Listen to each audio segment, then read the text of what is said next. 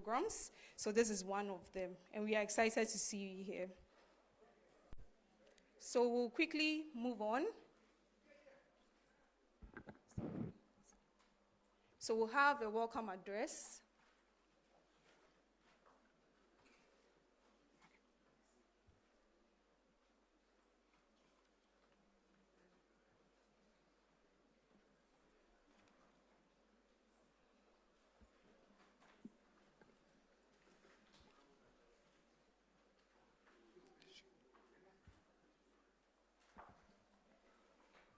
Please, let's be on our feet as we welcome the CEO of the National Youth Authority.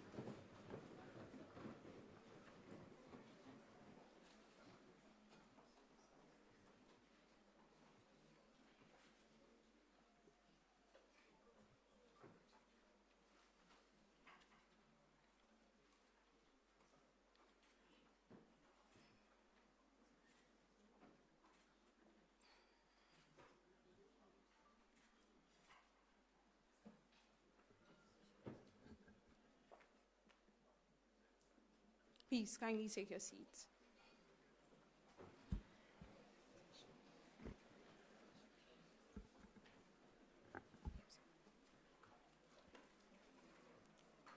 Okay.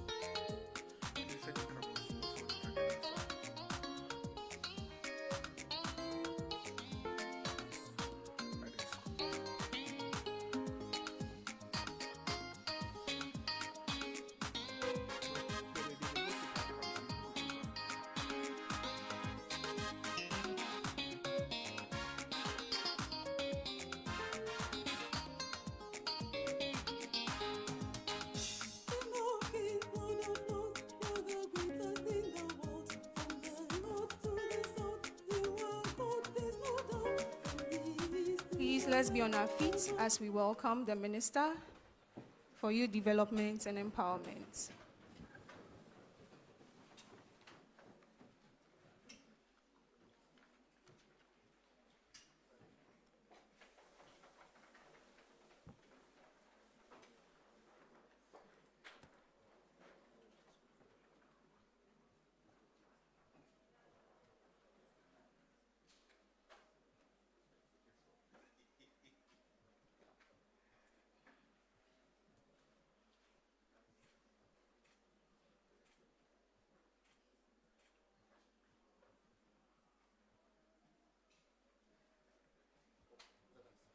Please, let's have a seat.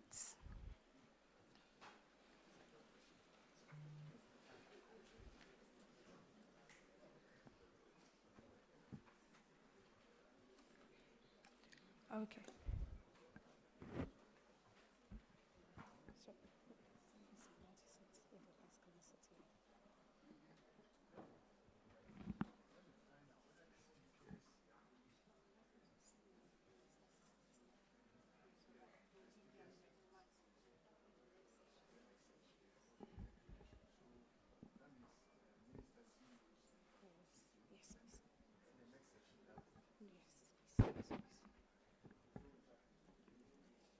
Okay, so we'd like to introduce guests in our midst. We have Mr. Mark Royal Enoch Mensah. He's the head of Youth Against Corruption at the Office of the Special Prosecutor and also the head of projects and programs. Please, let's welcome him. He's here. He's here. Thank you so much for gracing the occasion.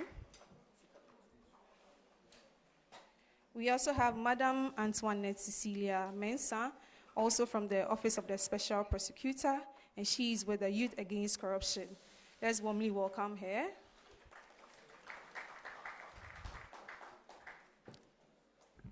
Then Mr. Hamza Sisi from UNDP. He's a project assistant and he's in charge of peace and governance.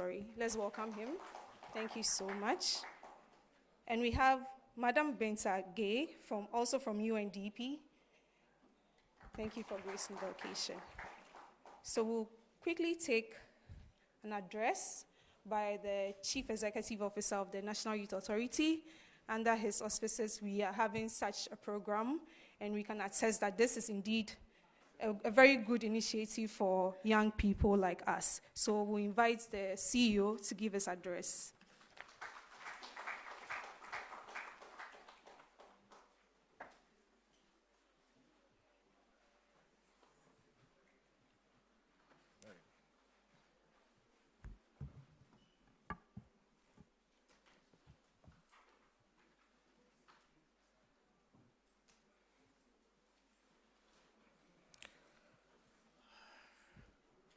Honorable members of Parliament,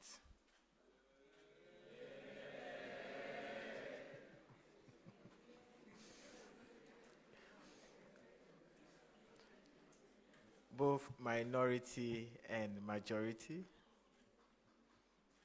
most especially leaders of the various caucuses, distinguished guests, representatives of members of Parliament, colleagues from the Ministry of Youth Development and Empowerment, development partners, young leaders, national youth parliamentarians, ladies and gentlemen.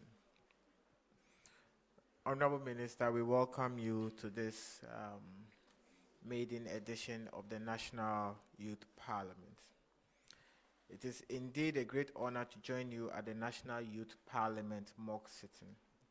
Let me begin by expressing our profound appreciation to the Parliament of Ghana for opening its doors to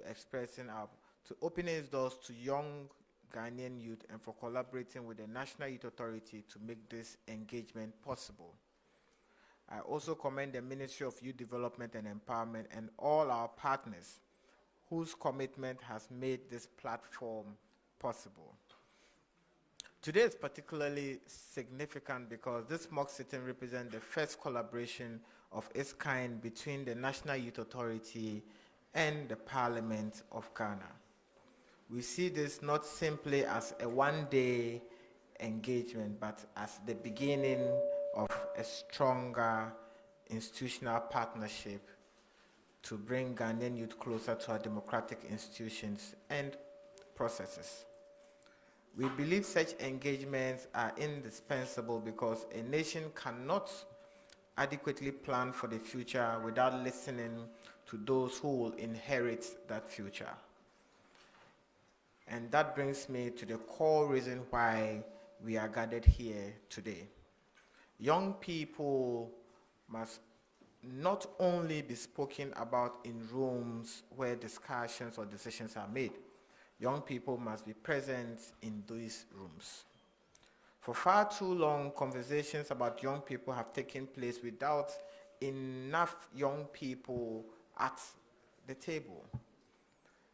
We deliberate on youth unemployment, education, skills, development, entrepreneurship, technology, mental health, climate change, leadership, and governance. Yet, those who live these realities daily are often absent from the deliberations that seek to address them.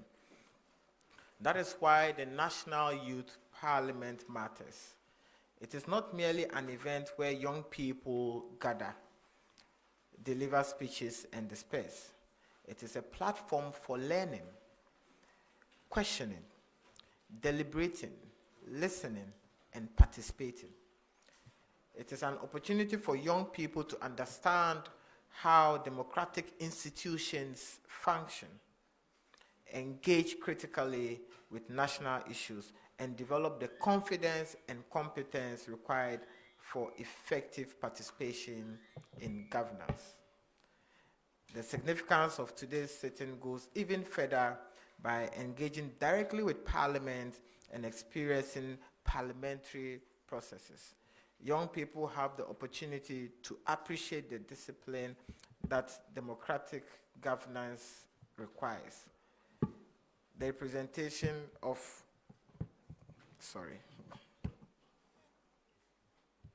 are you okay? Are you getting your sound? No worries, all part of the democratic exercise.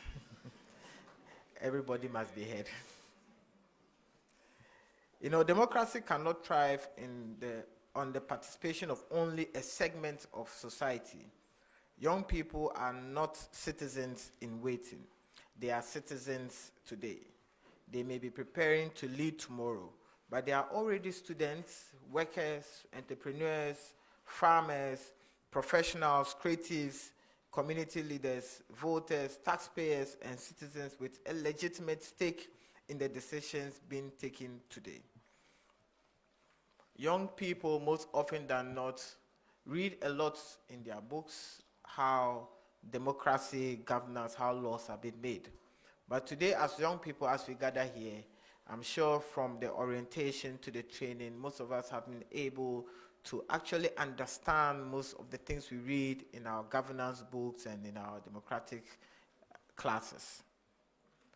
And I've received messages from most of you appreciating and telling me that what they taught me in my governance class, it was yesterday, I actually appreciated how laws are actually being made and how Parliament works. This is a platform for you to learn. It's a platform for you to express yourselves, how you think or what kind of laws you think should be made. It's a platform for you to engage. It's a platform for you to build capacity. And of course, it is a platform for you to network. Because we will not be surprised if the next president of this country will be emerging from one of you who are members of today's youth parliament. Honorable members of this youth parliament, I urge you to take this opportunity seriously. This platform gives practical expression to the mandate of the National Youth Authority under the National Youth Authority Act 939 to develop the capacity of young people to participate in decision-making at all levels. Your participation in national development is not something institutions should treat as an afterthought.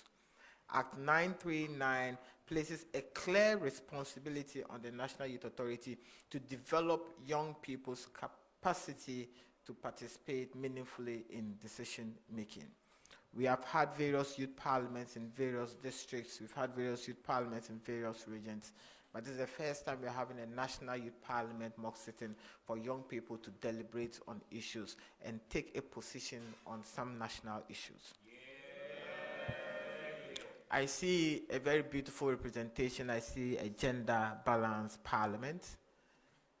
I just hope the parliament also looked at inclusivity in terms of people living with some disabilities. If this parliament doesn't have that, I'll urge that we also reconsider that. But as for the gender balance, I am grateful to you for having a very beautiful gender balance. At least I can see about 40 to 50% ladies constituting this youth parliament.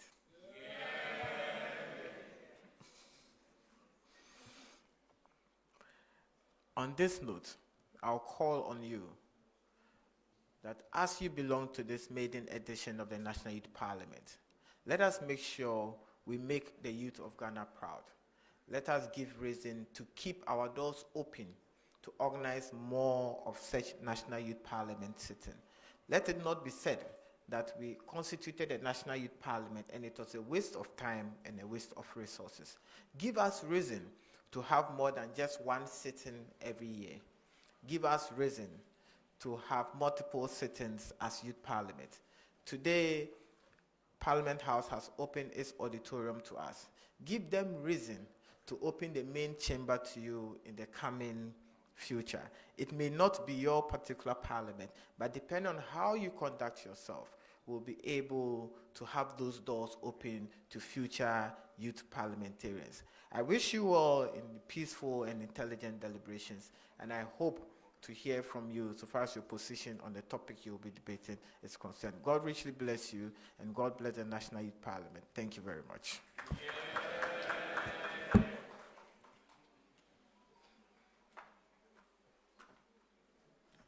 We can do better. We are the youth, so let the energy be felt. Yes, thank you. Thank you so much, CEO.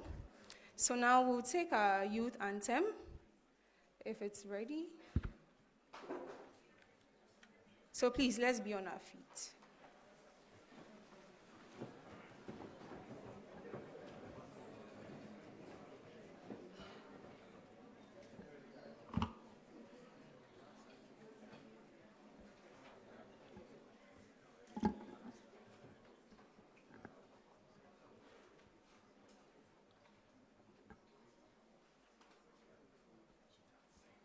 Okay.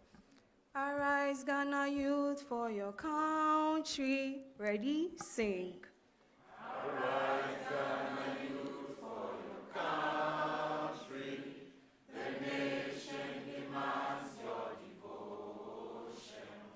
Let us all unite to uphold her and make her great and strong. We are all involved. We are all involved.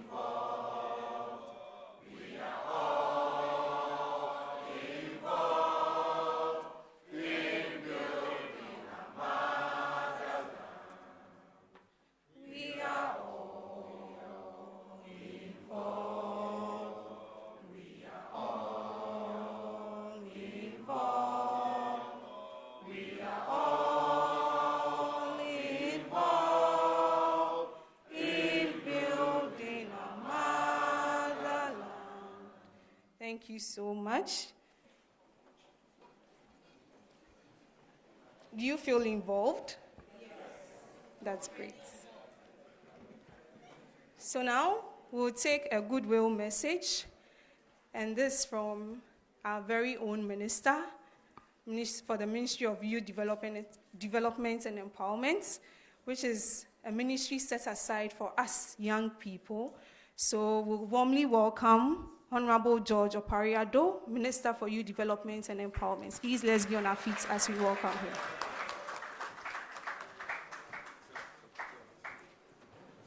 Please be seated.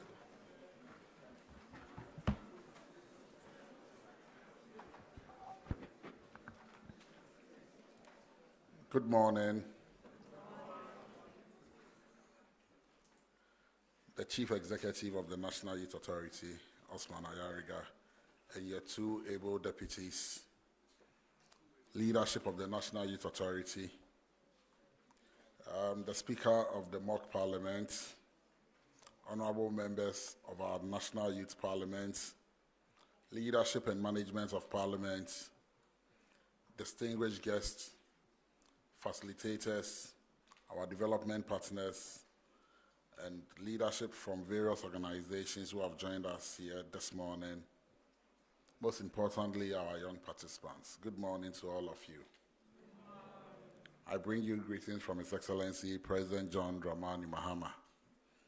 He says I should tell you that he's very much aware of what you are doing, and he's here with you in spirit. Today is not simply about young people visiting Parliament. It is about preparing the next generation of leaders to understand, to participate, and contribute meaningfully to the governance of our country. Parliament is the heart of our democracy. It is where ideas are debated, policies are scrutinized, laws are made, and the interests of Ghanaians are represented. To have young people gathered here is therefore a powerful statement.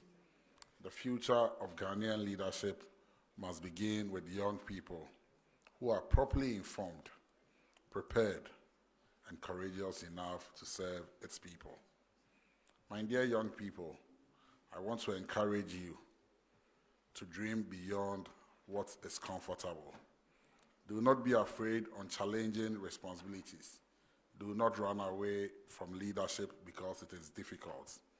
Leadership requires courage, discipline, sacrifice, and above all, a willingness to serve others. I always use myself as an example.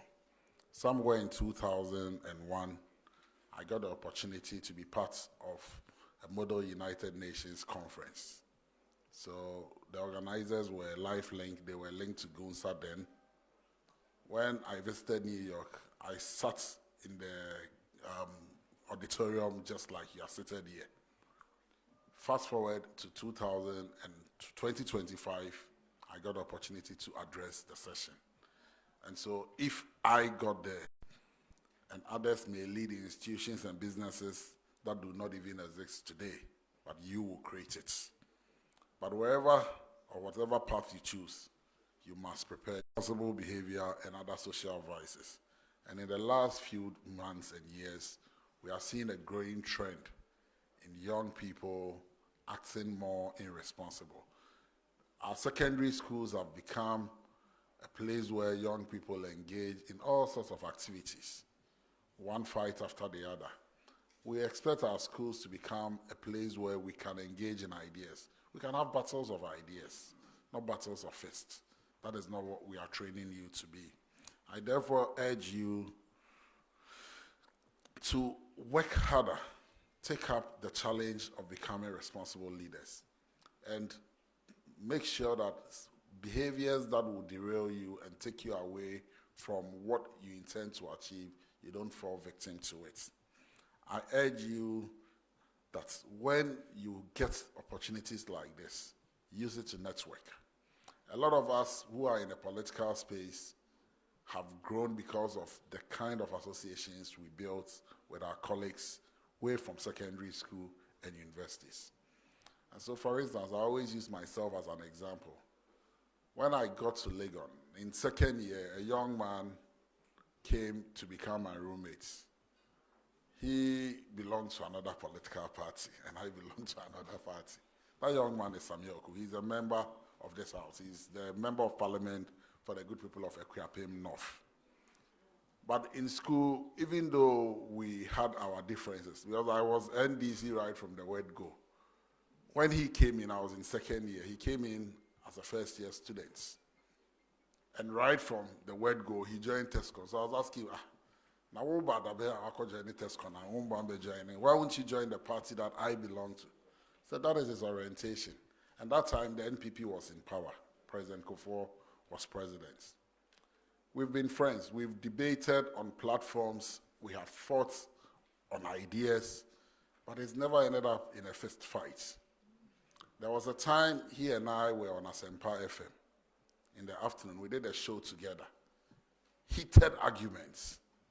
Fiercely contesting ideas. And when we finished, there is a chop bar in Kokomlemle called Heavy Do. You know, people listen to us. And so from there, we all decided that after all, we should go and find some fufu to eat. And so we journeyed on to Heavy Do to go and eat. Then two young men came to approach us. But were you not the two people on radio fighting a minute ago? And I said, yes, we were not fist fighting.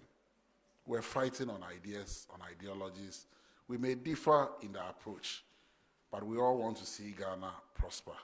That is the kind of leadership and friendship we want you to build. Our responsibility as a government is to create the opportunities and platforms like what we are creating for you today. It is for you young people to take advantage of those platforms.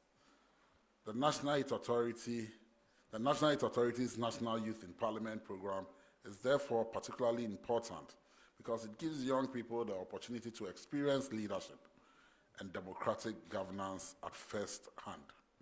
I encourage you to make the most of this program. Ask all the difficult questions. We are here because of you. If you don't understand anything, please be bold enough to ask. Debate respectfully. When you are debating, show a lot of respect and decorum to the other person because it is just a contest of ideas. You don't hate each other. I've seen people insult one another because they differ in ideas. I have been on radio and TV for at least 20 years, and I can say boldly that I have never lost my temper on radio or TV before, and I have never also insulted anybody on TV or radio before, because that is not why I go there. I've had instances where I have been provoked, but I keep telling myself that the people listening to me out there, they will not judge me based on because I've been insulted or I've been provoked. They will judge me based on what comes out of my mouth, and that is how they will get to know me. And I believe we can all adopt that as young people. And remember, leadership is not about the position you occupy. It is about the difference you bring to the table. So we've seen a lot of leaders come and go, but very few have made the difference. You are only remembered. And I'm sure when I ask you about leaders, from 1957, Ghana has had a lot of leaders, but there are those you remember. They may be dead and gone, but the things they did, their words, their works, you remember. You didn't see them. You didn't experience them at first hand, but because of what they did, you still remember them. That is the kind of imprints and footprints we will want you to leave when it gets to your turn. My dear young people, Ghana needs your ideas, your energy, your creativity, and your courage. We need a generation that will not only complain about the problem of our country, but also develop the competences and character to solve them.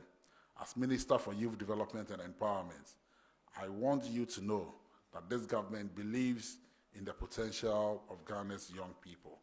We are committed to creating pathways for you to acquire skills, access opportunities, build enterprise, find decent work, and participate meaningfully in national development. But the future is ultimately in your hands. We will create all the platforms for you. It is like dragging the camel to the river. You can never force it to drink. And so we will create those pathways for you.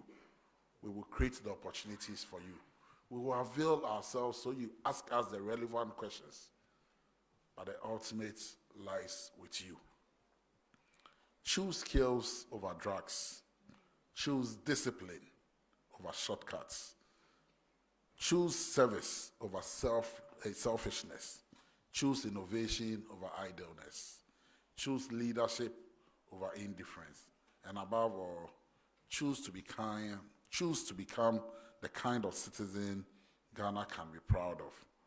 I want to take this opportunity to congratulate the National Youth Authority for organizing this maiden National Youth Parliament program, and also take this opportunity to thank the Speaker of Parliament and the leadership of the Ghanaian Parliament for opening its doors to our young people.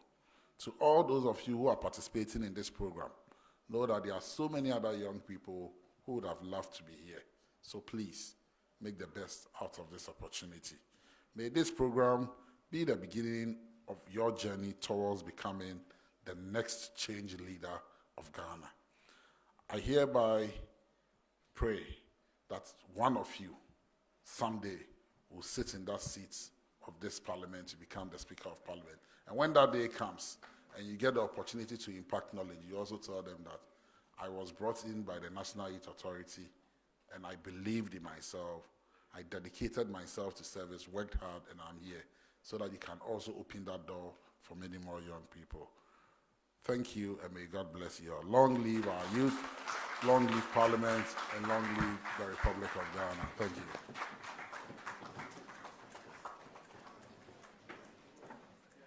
Thank you so much, Honorable Minister.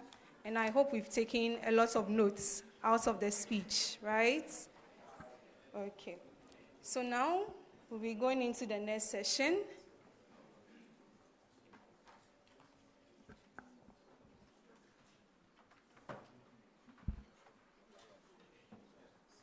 And no one asked of my name, so I'm going to tell you. I am Benedicta Akweso, and I was your MC for today. I'll hand over to Mr. Mustafa for the next session. Thank you.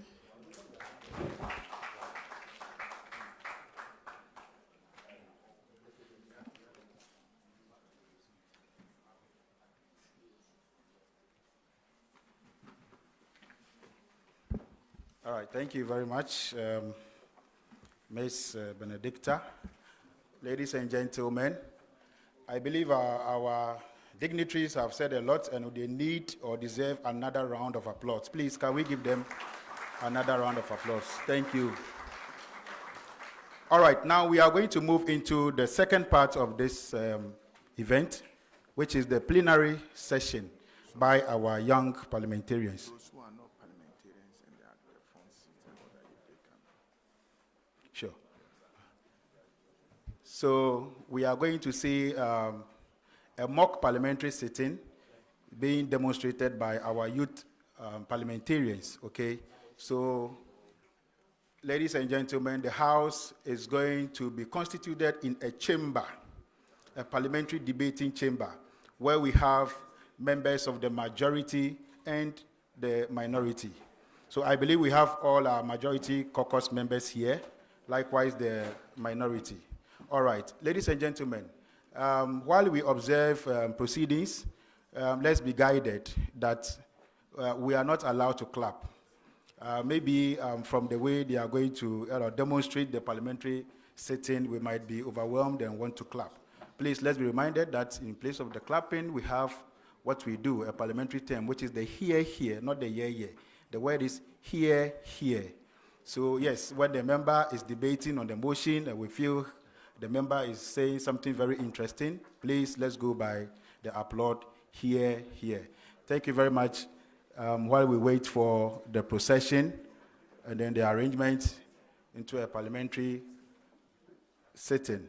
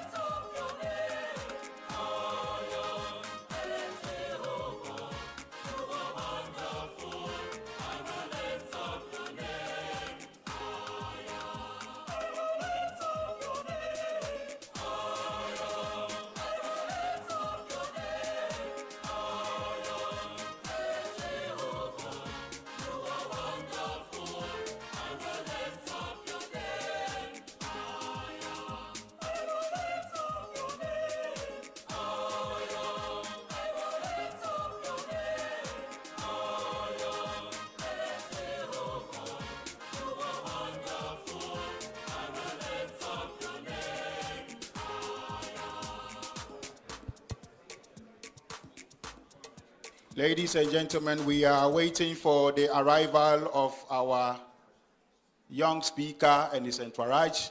And so when they enter the premises, you please do us the needful by being on your feet, please. The arrival of the speaker. Let's witness the procession of the Right Honorable Speaker, of the young parliamentarians.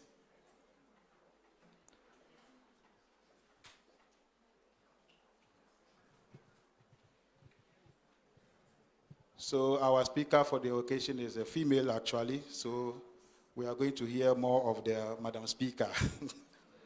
Yes.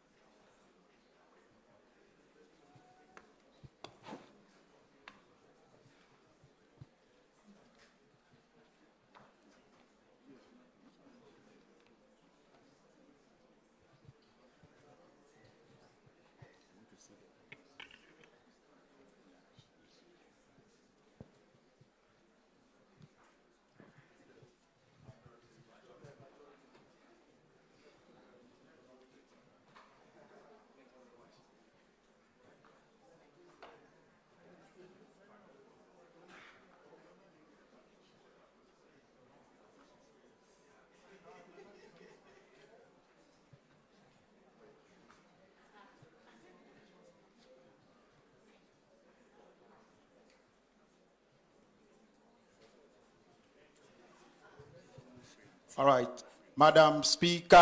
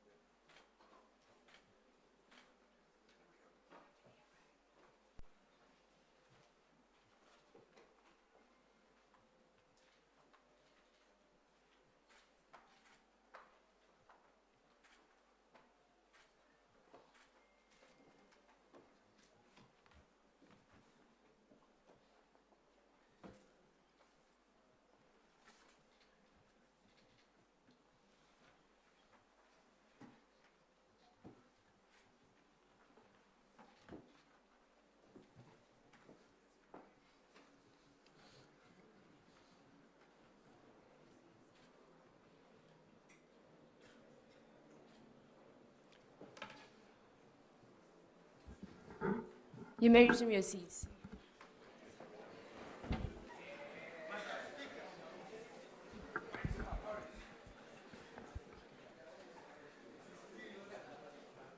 Can I have one?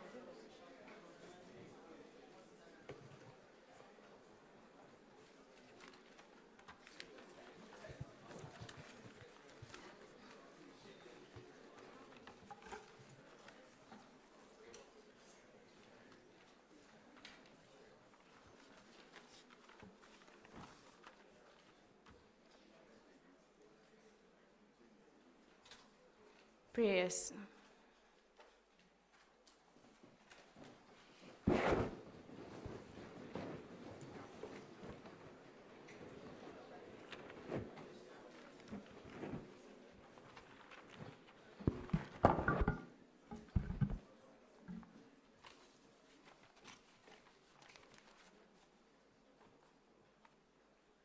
Almighty God, we humbly beseech Thee to look with favor upon this Parliament of the Republic of Ghana.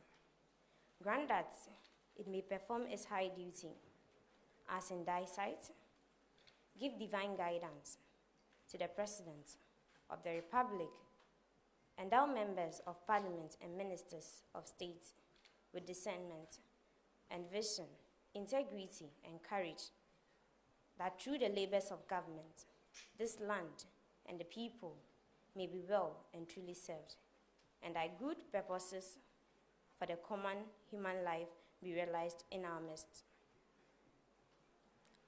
O God, grant us a vision of our country, fair as it may be, a country of righteousness, where none shall wrong his neighbor, a country of plenty, where evil and poverty shall be done away with, a country of brotherhood, where all success shall be founded on service, and an honor shall be given to the deserving, a country of peace, where government shall rest on the will of the people and the love for the common good.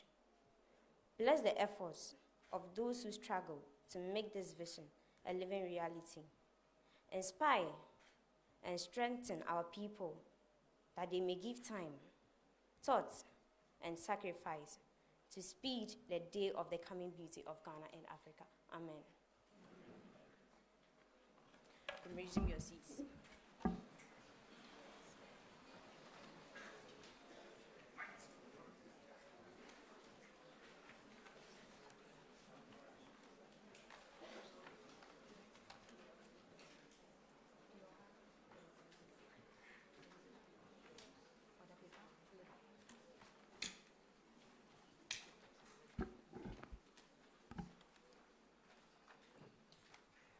Honorable members, moving to item 2 on the order paper, which is numbered roll call. Due to contingencies in our time, there shall be no roll call, but you are kindly reminded to sign the attendance register. Honorable members, pursuant to Order 69, we shall proceed to recite the National Pledge.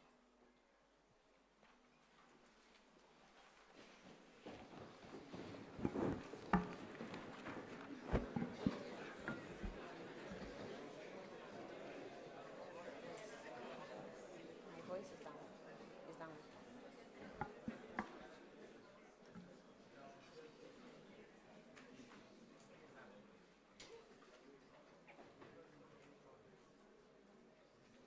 I promise Ghana, my motherland. I pledge myself to the service of Ghana, to hold my strength and with all my heart. I promise to hold in high esteem our heritage won for us through the blood and toil of our fathers, and I pledge myself to the service to uphold and defend the good name of Ghana, so help me God. You may resume your seats.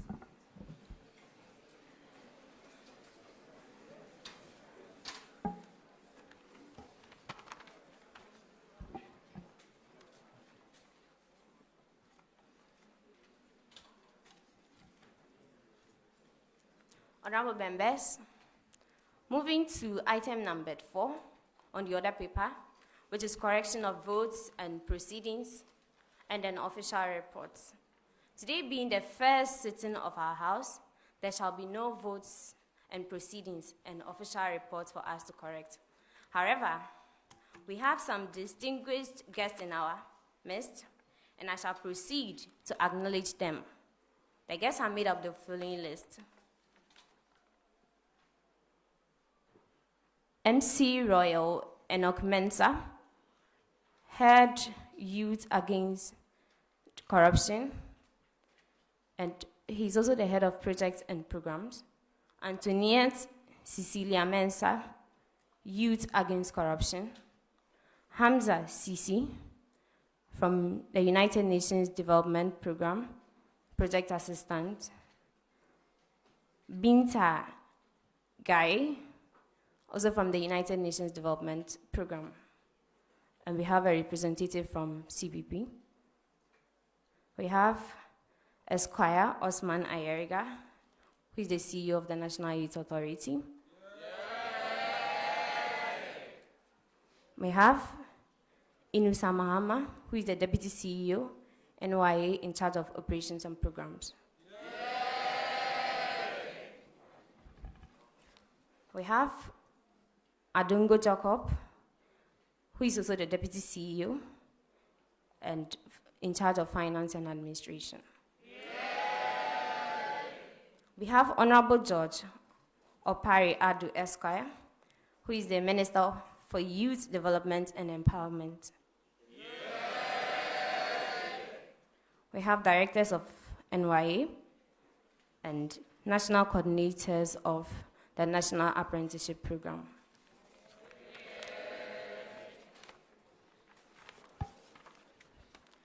Welcome to the first sitting of the National Youth Parliament. And on behalf of the House and myself, I wish the guests a pleasant stay in our Parliament. Majority Leader, any indications? Thank you very much, Right Honorable Speaker. Before I make my indication, I would like to thank my concourse members for availing themselves for this sitting. God bless you. I say yeah. All right. Right Honorable Speaker, if you'd indulge me, I would like to commence today's, or I would like us to commence today's session with item number 6A. That is on the order paper. Thank you very much. I humbly submit. Honorary Leader, may I know why you're standing? Thank you very much for the opportunity, Madam Speaker. Everybody in this house knows that the mighty minority needs no introduction.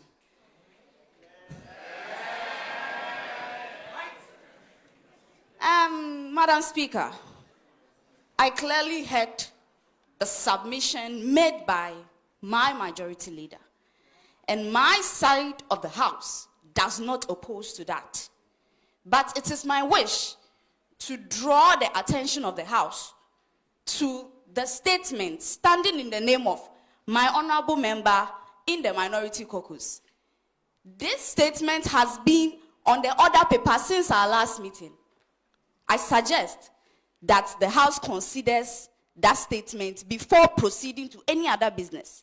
However, we are ready to cooperate. But Right Honorable Speaker, I don't want the other side of the House to take our cooperation as pending parliamentary business. Thank you. That is acknowledged. Majority Leader. Thank you very much, Right Honorable. I was trying to make out what she just stood up to say, but I didn't get anything out of it. But notwithstanding that, I would like us to go for the two private members' motion, of which one of it is coming from their side. And we need enough time to debate on this. So if we skip the statement, what is the bad thing over here? So I would like us to come again. Let's come again, so that we know how we can go about it. Thank you very much. I humbly submit.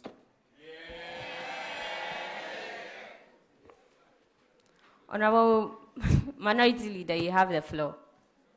Long live Madam Speaker.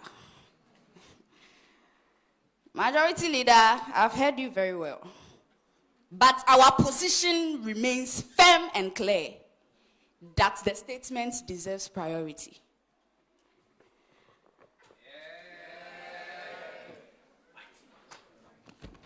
Majority Leader. Madam Speaker, thank you very much. I think the Minority Leader does not want us to live here today, because we need enough time to debate on the two private members' bill or motion that has been brought here. We can take the statement the next time we sit, that is tomorrow. The same way it was adjourned today, we can also adjourn it to tomorrow. What is the big deal here? Your back and forths are all taken note of. But if we are to remain on picking this item and dropping this item, we will have the whole day being spent here. So at my discretion, I think we are going by item number 5.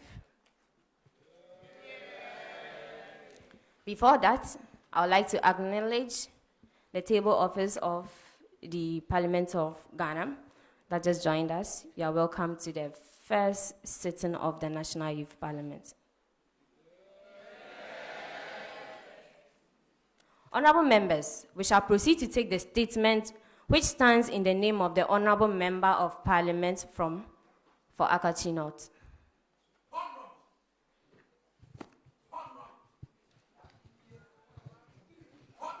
Thank you, Madam Speaker.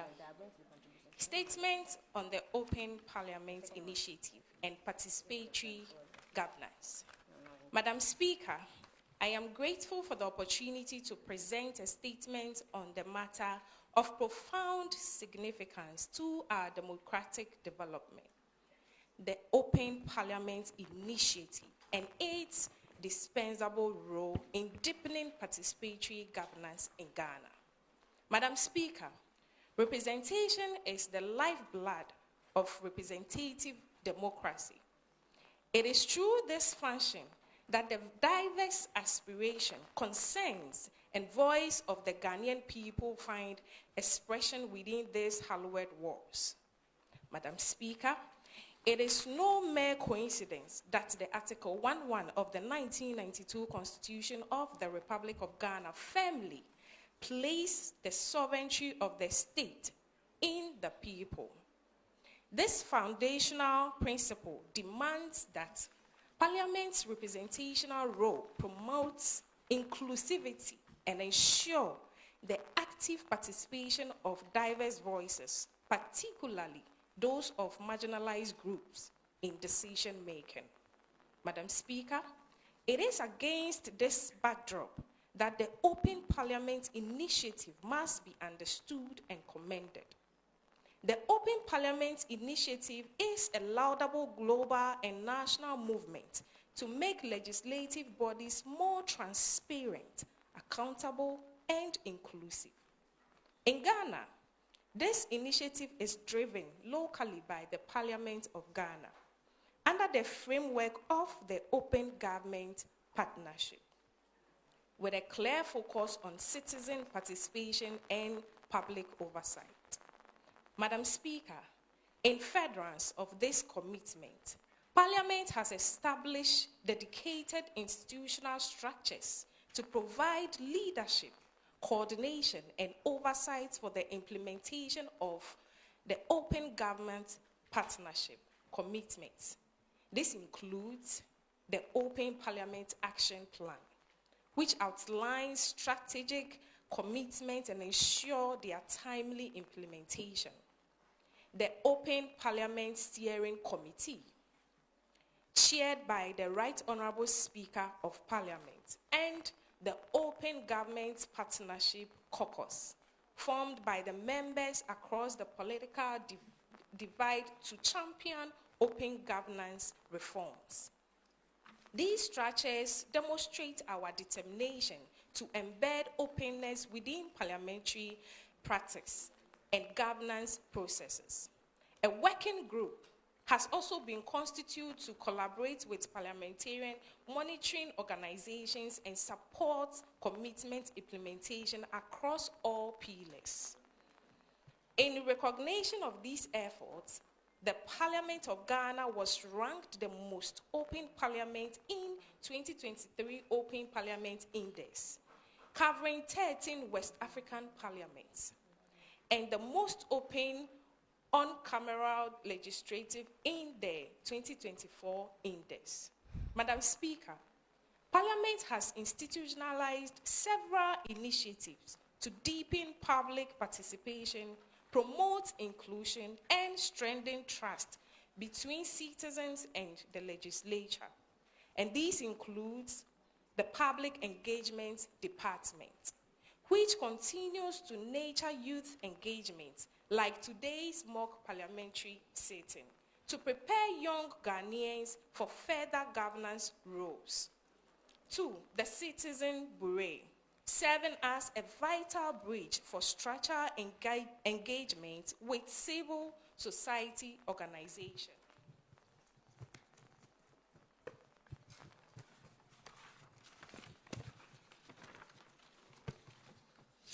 3, the media relation department, then the Parliamentary Visitor Center, the Broadcasting Department, and GH Parliamentary TV channel, providing live coverage of parliamentary proceedings and committee hearings. And then the outreach and inclusive programs, including the Parliament Connect series, Parliament on Wheels, the Ayalolo, Citizen in Focus programs, and comprehensive accessibility audits to improve inclusion for persons with disability, and civic and heritage initiatives featuring the Speakers Breakfast Forum and seminar lecture series, the Parliamentary Museum, and the Democracy Cup, which promotes democracy through sport and comes off on Friday, 28th of August, between Asante Kotoko and Hearts of Gold in Kumasi. Through this initiative, Parliament continues to promote a more inclusive, accessible, and people-centered legislature. Madam Speaker, notwithstanding these commendable achievements, we must not rest on our laurels. In the coming years, key emerging challenges must be addressed if we are to consolidate these gains.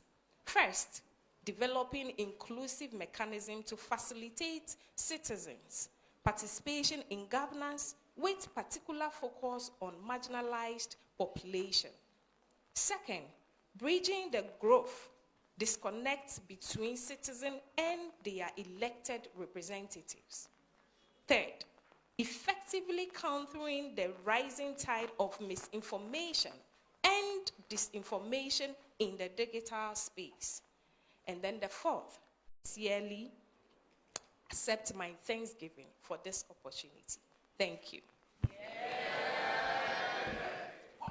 Yeah. Highly welcome, Honorable Member.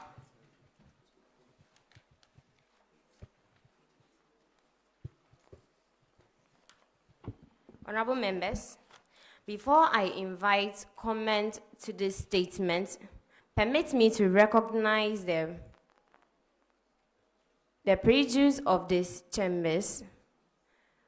One, which is the Clerk of Ghana's Parliament, Reverend Ebenezer Ahumah Djietror.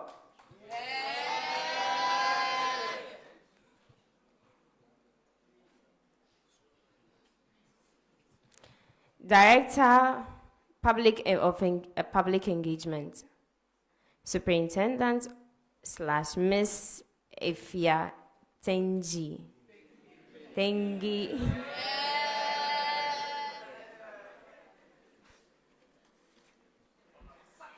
You are all highly welcome to our sitting. Honorable members, I now invite you to comment on the statement made by the Honorable Member of Parliament for Akachi North from the Minority Caucus. Because of time, leadership has already agreed that we take from both sides and accordingly submitted a list of contributors. I'll start from the majority side. From the majority, Irene Kwakui.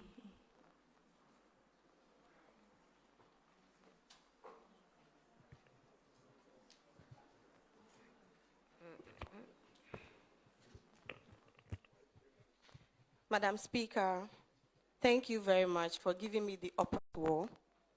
And I think by doing this, more lives can be touched. Madam Speaker, thank you.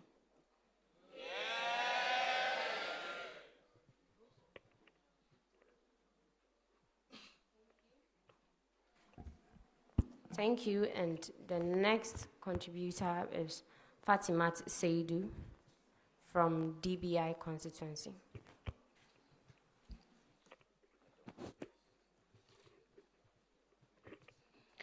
Thank you very much, Madam Speaker, for this wonderful opportunity given to me. I rise to associate myself fully with the statement that has just been made on the Open Parliament initiatives and participation session. I particularly comment and enhance on citizen participation, inclusivity, transparency, and accountability. These are not merely ideas. They are responsibilities that must be continuous, upheld as representatives of the people.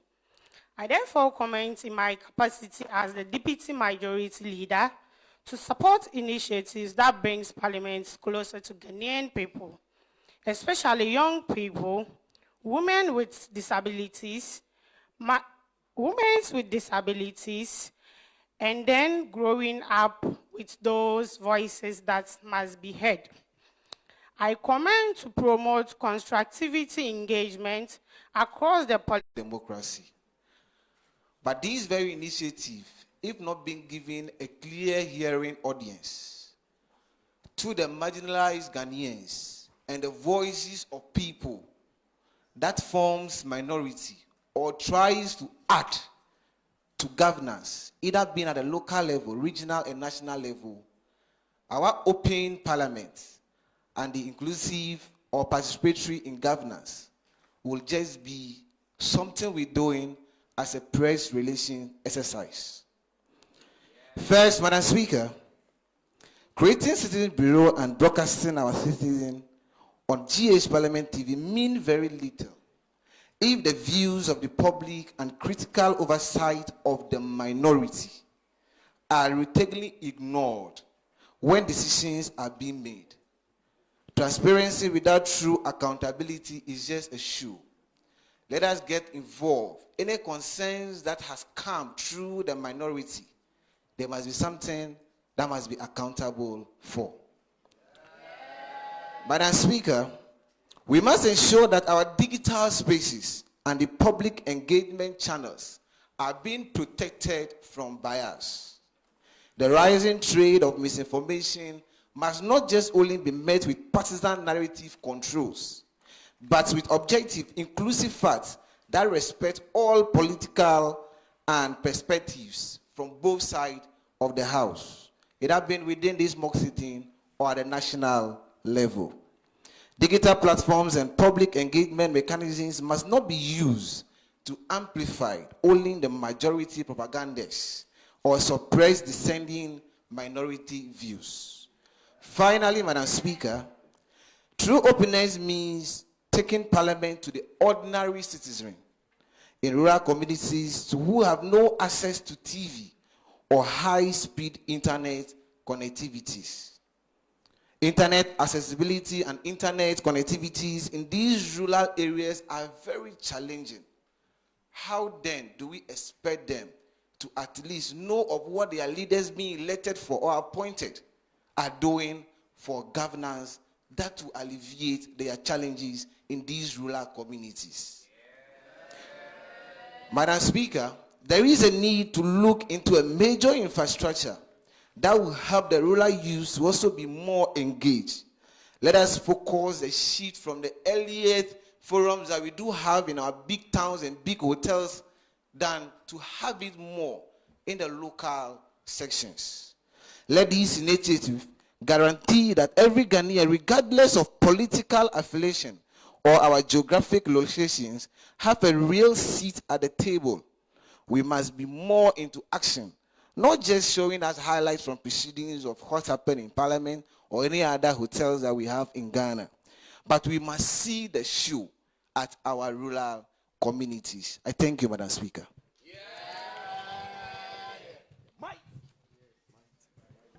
Thank you, Honorable Member from the Minority Caucus. I think we can have your second contributor, who is Honorable Asante Kwesi.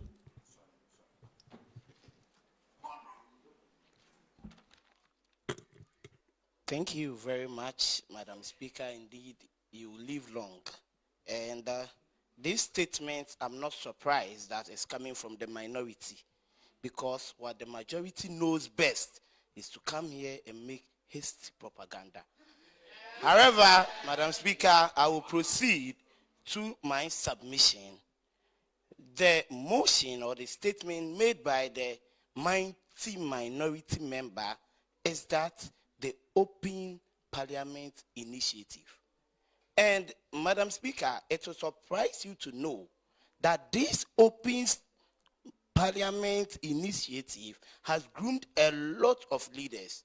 Gone were the days people only heard of Parliament where members, their MPs, go there, sit and debate without knowing what actually goes on in the House. But through the Right Honorable Speaker of the House, we have even committee sittings being broadcast on national televisions. This is something which is good for our democracy. And also, we want to commend the Parliament of Ghana that they are bringing all these things to our doorsteps. Madam Speaker, this is something that as youth, we need to also take a very good opportunity from. As youth leaders, we should visit, like, comment on this initiative being brought by the Parliament of Ghana. In so doing, Madam Speaker, we will have inclusive democracy, which will help promote Ghana. Thank you very much, Madam Speaker.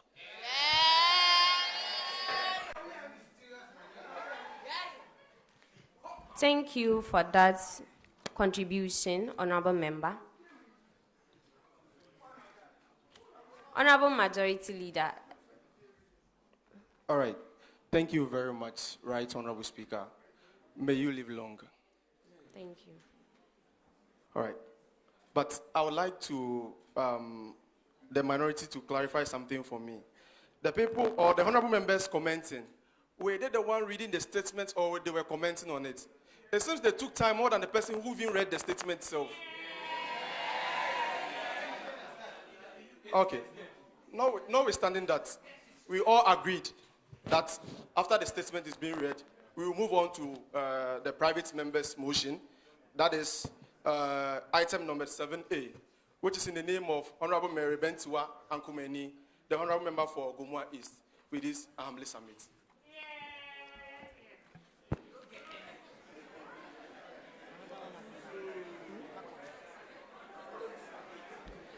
Before I attend to our Honorable Minority Leader, I would like to acknowledge the presence of the coordinator for the Student Parliament Program at the Parliament of Ghana with the Department of Public Engagement, who is in the person of Mr. Mustafa Ahmed.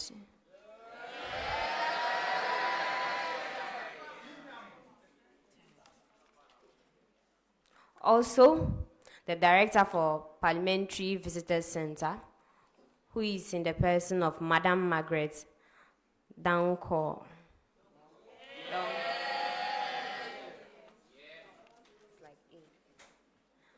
You are all cordially welcome to our first sitting. Honorable Minority Leader, may we know why you are standing? Thank you, the ever-wise Madam Speaker. But you know, this is what the majority always does, that we always end up putting them in a position where they are in a haste to take the house home, mark it on the wall. Very soon, our majority leader will stand up and then call for the postponement of this house. And, Madam Speaker, I do not oppose to the request made by the majority leader. I think this is the first and only time I would agree with him on something in this house. But however, I am urging the whole house that the statements and comments raised are real concerns affecting young people in the country. They must not become speeches that we applaud today and forget tomorrow. We therefore allow the House to proceed. But you know, the mighty minority is always here to demand accountability when necessary. Thank you.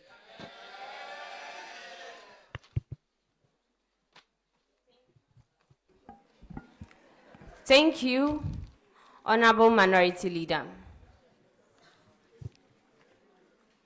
I would have been calling on the Majority Leader to give us indications for us to proceed. But upon standing, he gave us the indication to proceed. So, we shall be moving on to item number 7A, which is our private member motion to commence the business of the day, to say. Honorable Majority Leader.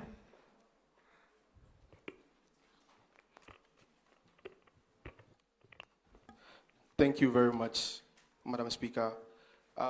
When I earlier got up, I made mention that the private motion was in the name of Honorable Mary Bentiwa and Kumani of Gomwa East constituency. Thank you very much. Welcome. Can we have the Honorable Member? Thank you, Right Honorable Speaker, for this opportunity. I, Mary Bentiwa Akume, from the Gomwa East constituency, I beg to move the motion that this House calls for stronger national measures to address the non-consensual recording, sharing, and circulation of intimate images and videos among young people on digital platforms. Thank you.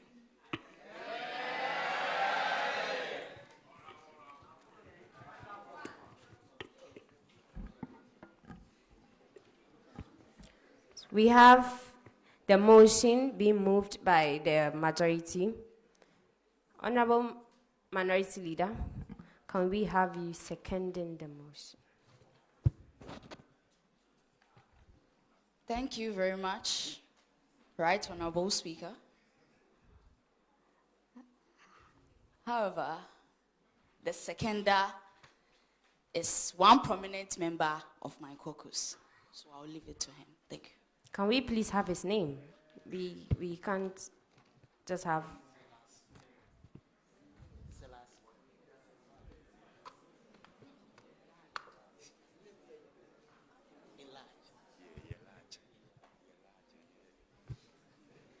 Thank you, Madam Speaker. My name is Samuel Kwaju Yelach. I'm popularly known as Political Doctor.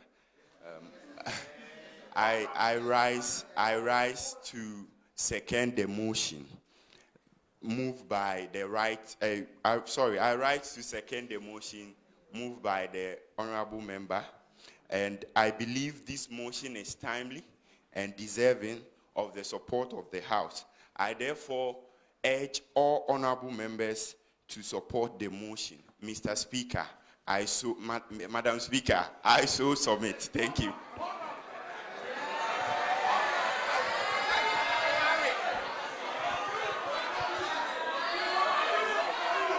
Order! Order in the House.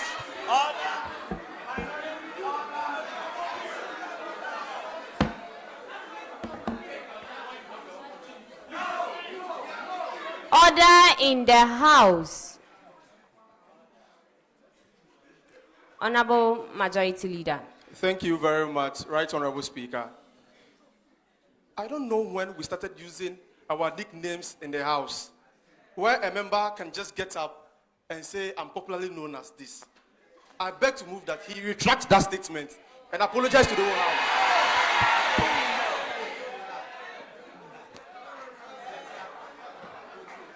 Honorable Member. Thank you, Madam Speaker. I am surprised that the majority leader, a whole leader, do not know the rudiments of the House. Madam Speaker, popularly known as the honorable member, is rising to second a motion. He is from a constituency. He is just telling the Honorable House the names that is affiliated to him when you go to his constituency. And I am surprised that the majority leader wants to make issue out of this. Boss, please, allow, relax. You are already on the losing side. Thank you, Madam Speaker. Where's my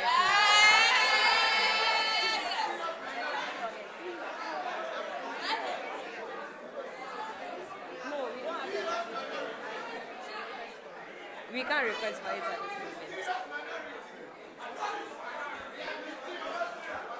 moment. Honorable Majority Leader, you're on foot.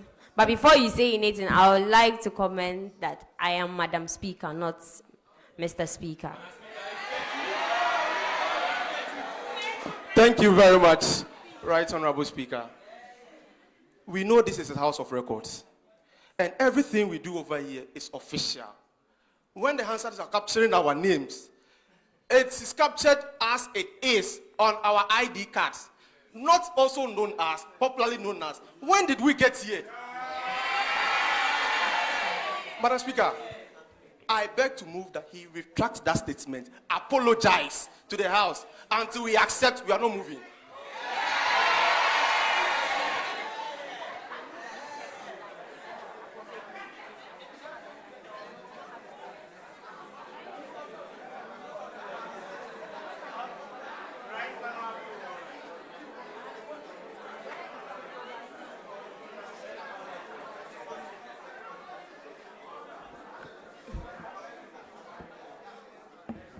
Order in the House. Honorable Member. Right, Honorable Speaker. Let's move to order 93-10 from our standing orders and have the standing orders read. So I move that the House refer to our standing orders 93-10. Thank you, Right Honorable. Read. You actually want to say. Read.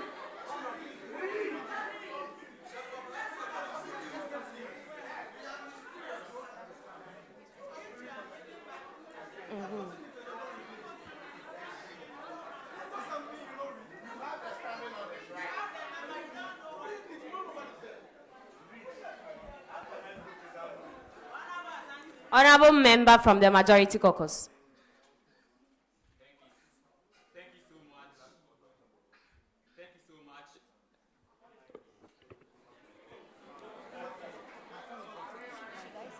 Thank you so much, Madam Speaker, for the opportunity and the honor done me.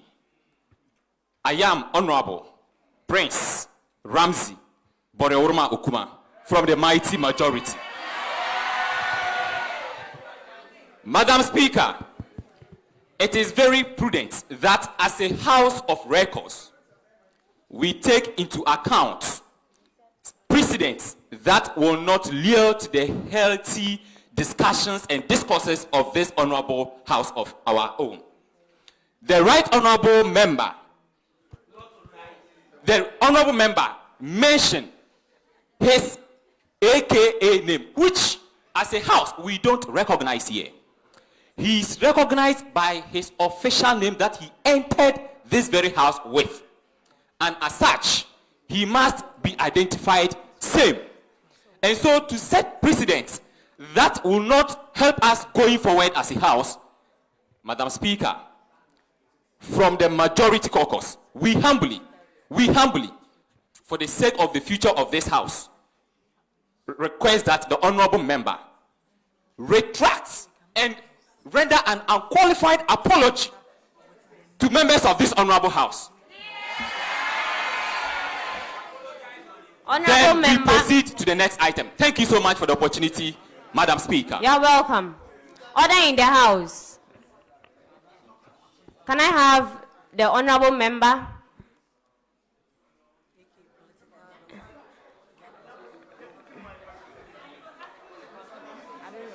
Can I have the honorable member Mohammed Sharif speak?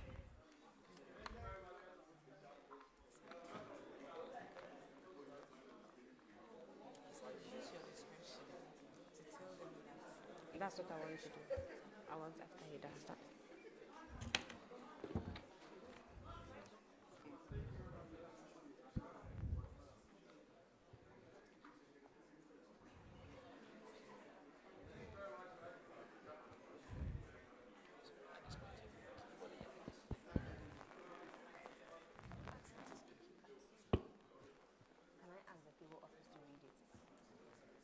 Can I ask you guys?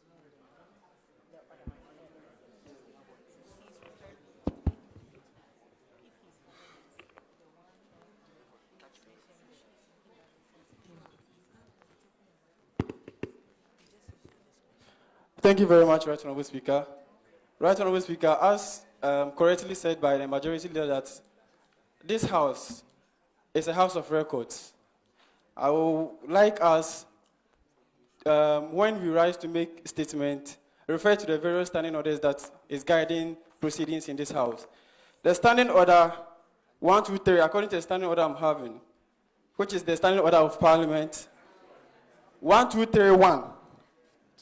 Right Honourable Speaker, with your indulgence, I read, a member or a person entitled to participate in a debate shall not make reference to any matter on which judicial decision is pending in such a way as may prejudice the interest of parties to the action in the opinion of the person presiding.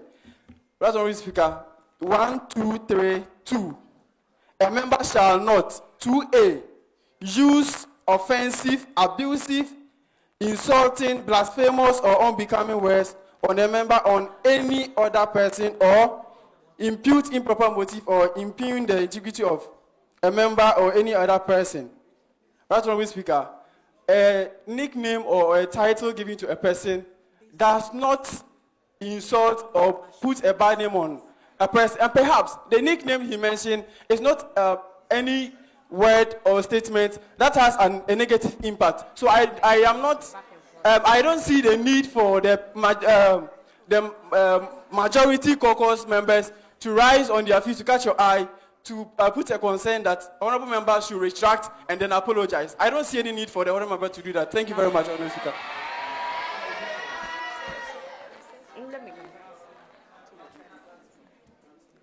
Honourable members, you may all have your seats. Resume your seats. So, from the standing orders I have, and according to Order 94, which I do not want to read, but if you have the standing orders with you, kindly go through.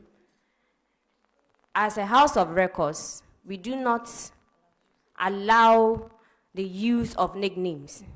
And I will call on the honourable minority member to actually get up, retract the statement, and apologize to the House. Thank you.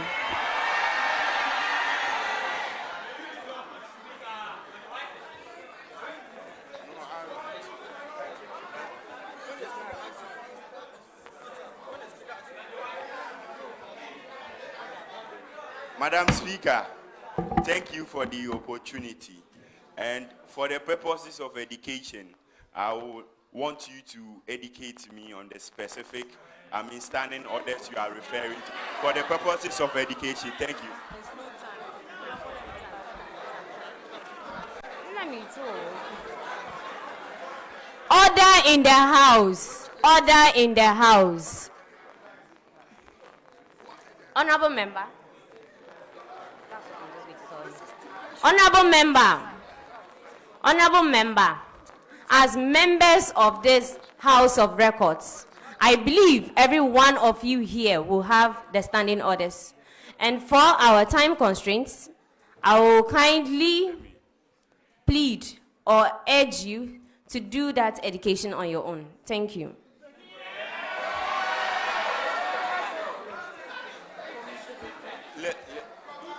Please, like I made my initial statement, order in the House. Kindly retract and apologize so we can proceed with the business of the House. Thank you, Madam Speaker. I want to use this opportunity to retract the statement. Thank you.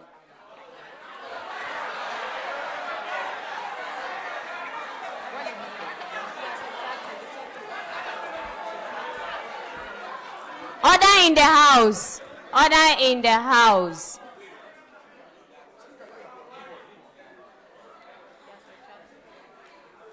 Honorable members of this house, our honorable member from the minority caucus has retracted. So we are at liberty to proceed with the business of the house.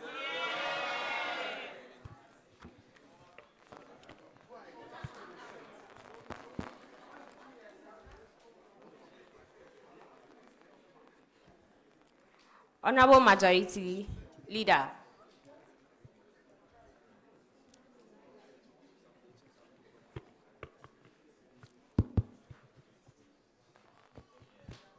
If I may remember, sorry, the motion was moved and seconded by the minority. And being moved and seconded, it is for the consideration of the House. Honorable members, I know you all have interest in the motion, but because of our time constraints, your leaders have suggested, like I mentioned earlier, to take 4 from each side. They have accordingly submitted the names of members to speak. I shall begin with the minority. Each speaker has 3 minutes. Very important, 3 minutes. Leadership will conclude afterwards.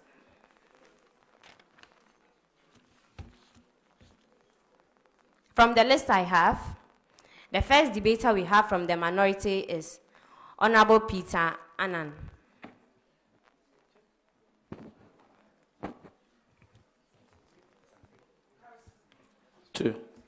Thank you very much, Right Honorable Speaker. As the motion says, if permission is granted before me to once again take it. You see, issues concerning our digital space, okay, it's one thing I believe that the House we should consider the most. For some time back, we remember it happened to the Honorable Member for Nigo Pram, Honorable Sam George Nati. So, my brothers, as we are here, sorry, Honorable Members, forgive me, Madam Speaker. Yes, my Honorable Members, I am calling for a call house where we can all jojo together. Permission will be granted before my leader to dive in deeper with our various reports so that we take lead. So from the minority side, we would refer our debate strongly through our leader, I think, under the conclusion part. So the House, please, social media issue is of great importance. That is why as young intellectuals, we have been brought together to speak on it. So please, when the time is due, honorable members, we give us a better debate. Thank you so much, Right Honorable Speaker. If I may give them right, doesn't mean that they don't have anyone to contribute to. It's just the speech that their leader will get up.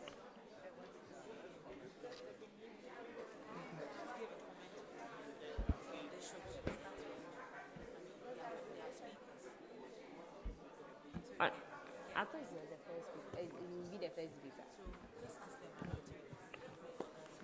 Honorable Minority Leader, from what I have gotten from your honorable member, does it mean you will not be having debaters or you'll be bringing on debaters to talk? Thank you, Right Honorable Speaker. My leader has spoken to me. We have already presented the debaters, those who will be speaking on the particular motion before the House, to the table of the clerk. And I believe that by so doing, it has been forwarded to you. What my honorable member rose up was to give his first statement.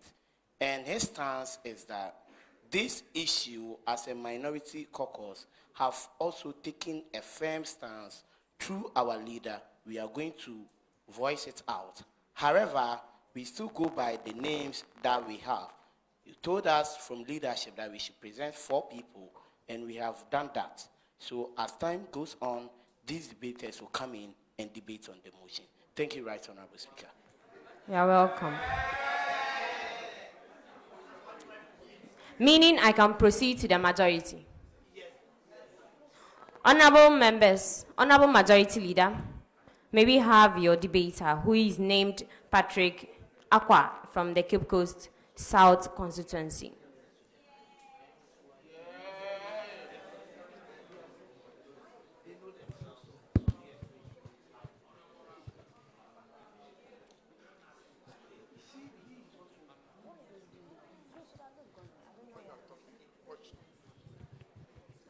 Madam Speaker, thank you for the opportunity. Before I go on, I will plead your indulgence to refer us to Article 22, which allows members of Parliament the freedom to speak.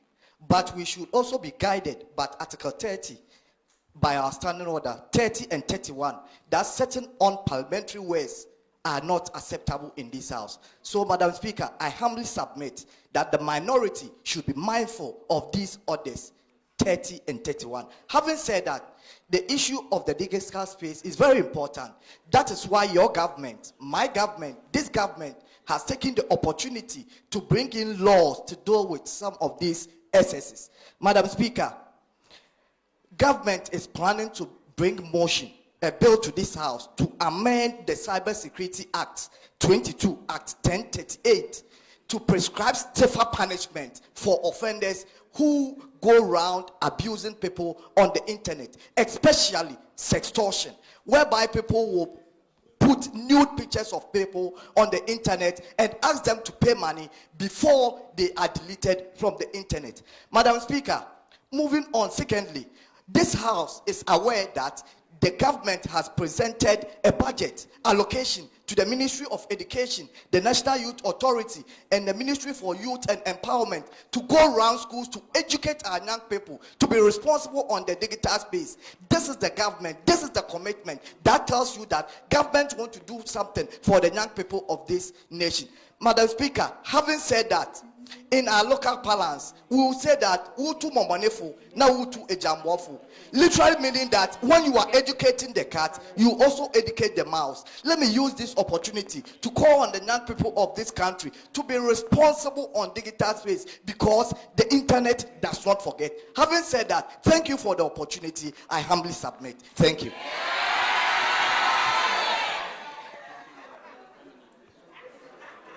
Thank you, Honorable Member from the majority, for that contribution. Honorable Minority Leader, do we have your speakers, or we can continue with the majority?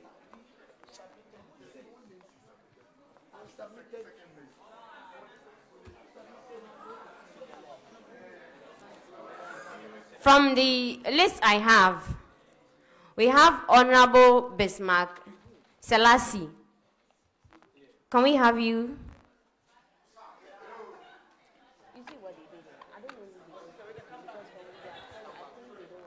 Right, Honorable Speaker, I thank you for the opportunity given to me.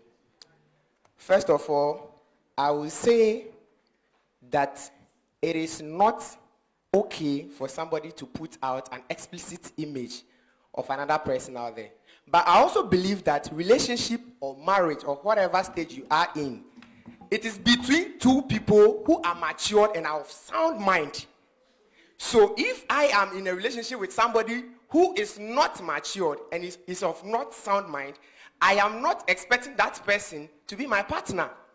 So if we are in a relationship and then I ask my partner, let's say I am staying far away, let's say a distance relationship. After a long day from work, I expect to come home to my partner, my beautiful wife, to, refresh my evening. But distance is between us, and that cannot be a barrier. There is technology. We cannot take away technology from relationship.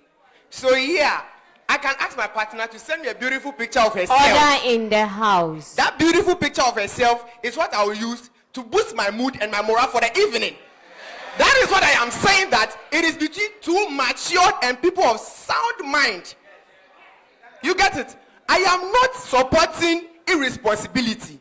I am only saying that relationship is between mature people. So if you are going into relationship, you should look at your partner very well. We will not take your decision to go in for excuse my language, immature person, and come and blame somebody for putting it out there. You know your partner, you know him better than me, and you did it. My partner can send me a few ones. At least I saw it that evening. I need it for that evening, and it is gone. We have security. There is cyber security laws, and the security of WhatsApp. View ones cannot be saved, so I can't use it for future dealings. So if I need it for that evening, it is sent to me for that evening. It has boosted my mood. I am okay, she's okay. That is partnership. That is relationship. That is marriage. So the motion before the House should rather focus on punishing the people who coerce and then extort their partners for that. But that shouldn't move the motion of technology and cyber security in relationship. No. What about my partner being in Sweden? I'm in Ghana. Should I cancel the relationship? No. So I rise to oppose the motion. Thank you, Honorable Speaker.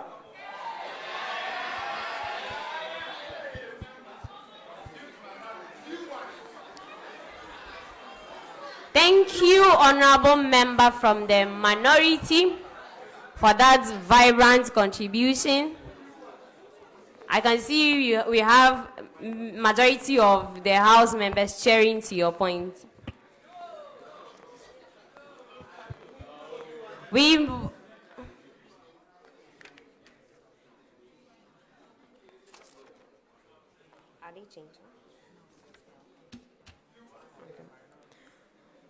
So we've taken an input from the the minority. We are moving to the majority, and from the list I have, the next contributor or debater will be Ethelbert Sabongu from the One Municipal Constituency, or One Municipal. May we have you?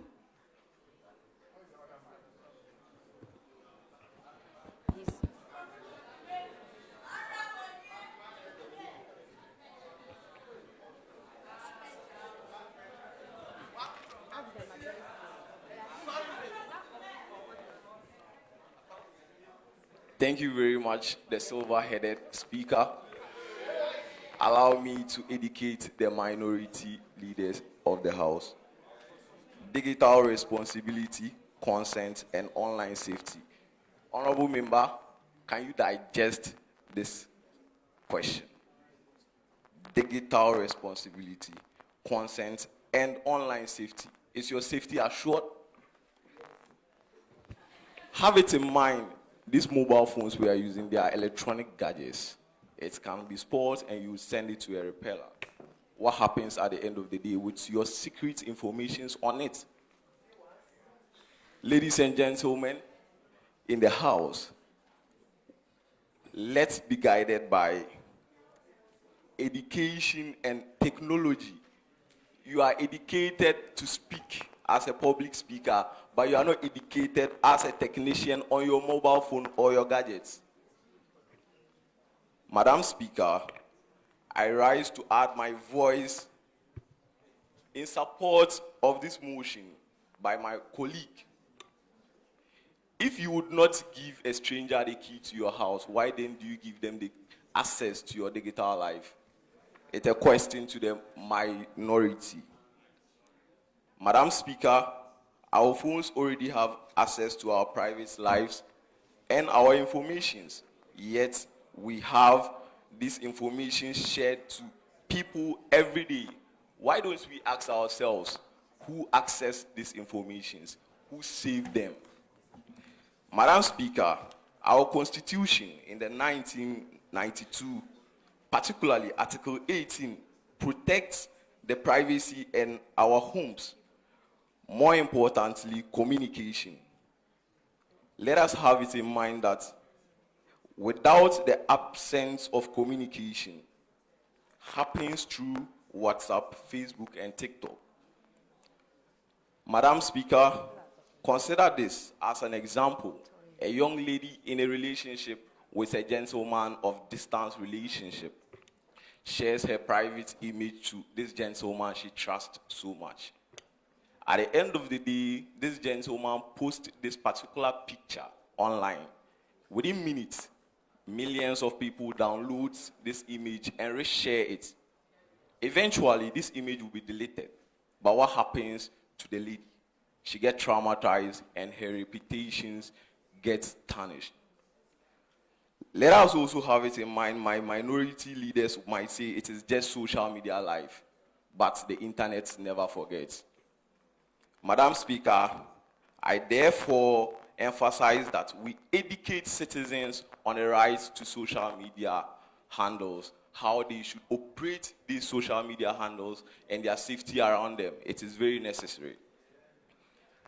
I therefore stand on authority given by Madam Speaker to support this motion fully. Thank you, Madam Speaker.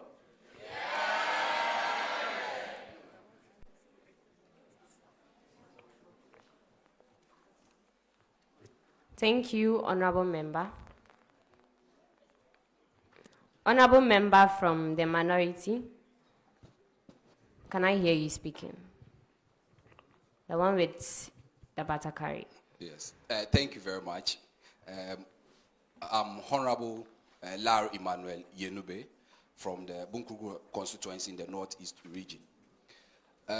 This is not to argue a lot, to say that the issue at hand is not critical in Ghana or in all regions of Ghana.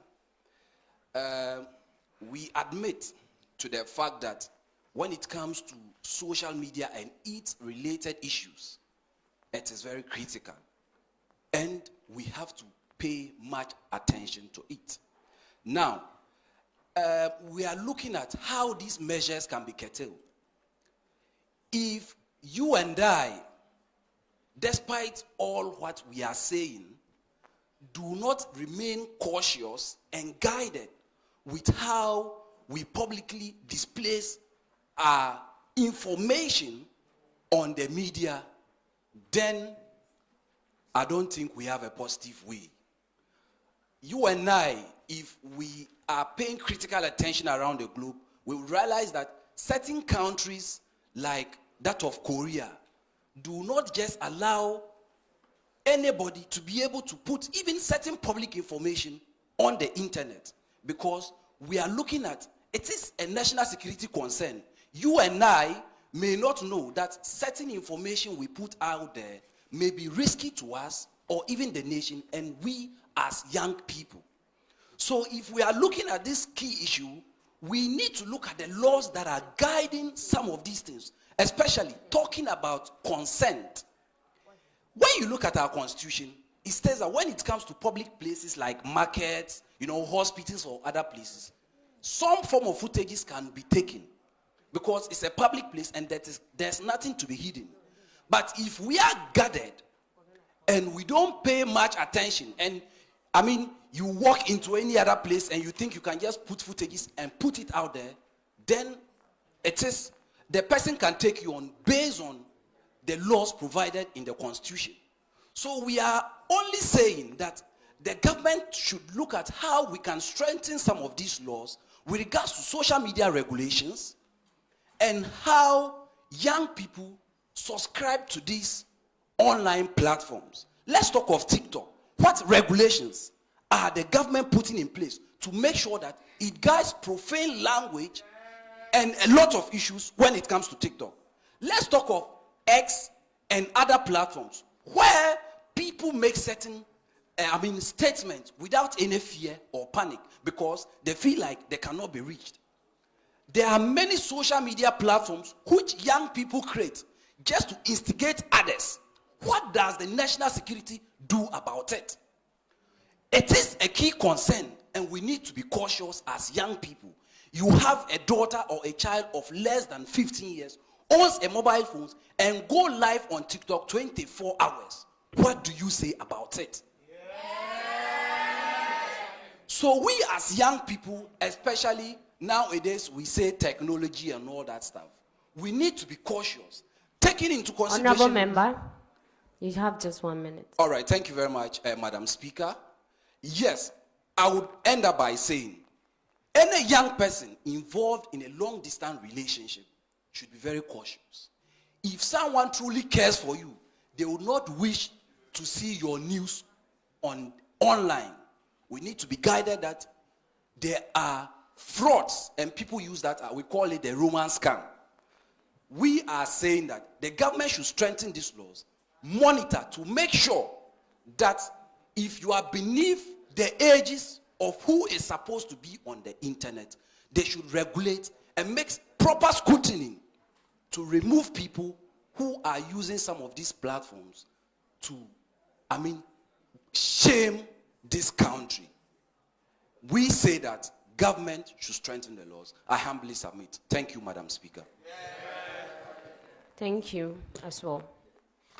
Before I move to the majority caucus, honorable member from the minority, why are you on your feet?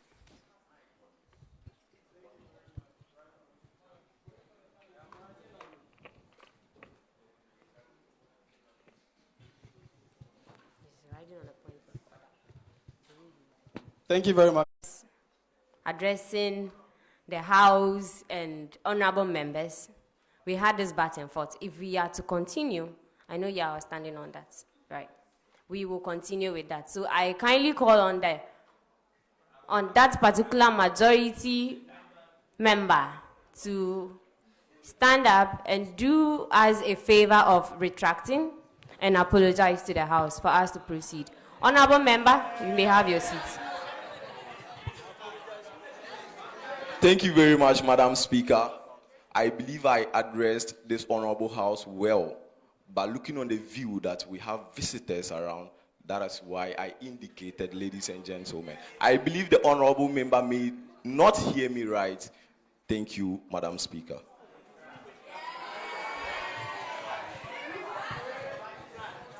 Order in the House.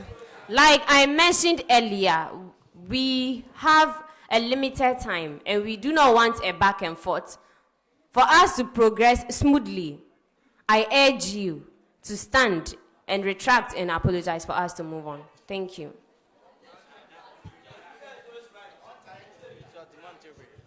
Thank you very much, Madam Speaker. With respect I have for you, I retract my statement. Thank you. Thank you, and order in the House. We continue with our debates. We move back to the majority caucus, where we have our third speaker to be from the Sunyani East constituency. In the name of this Ofusuhini Boafo.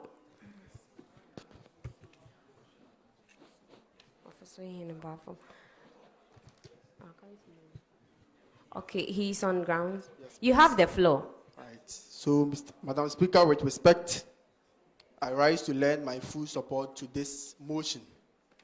Madam Speaker, let me make this clear to the House and my brothers and my colleagues from the other side of the House that this is not just a debate about social media etiquette, but rather a debate about dignity, privacy, safety, and justice.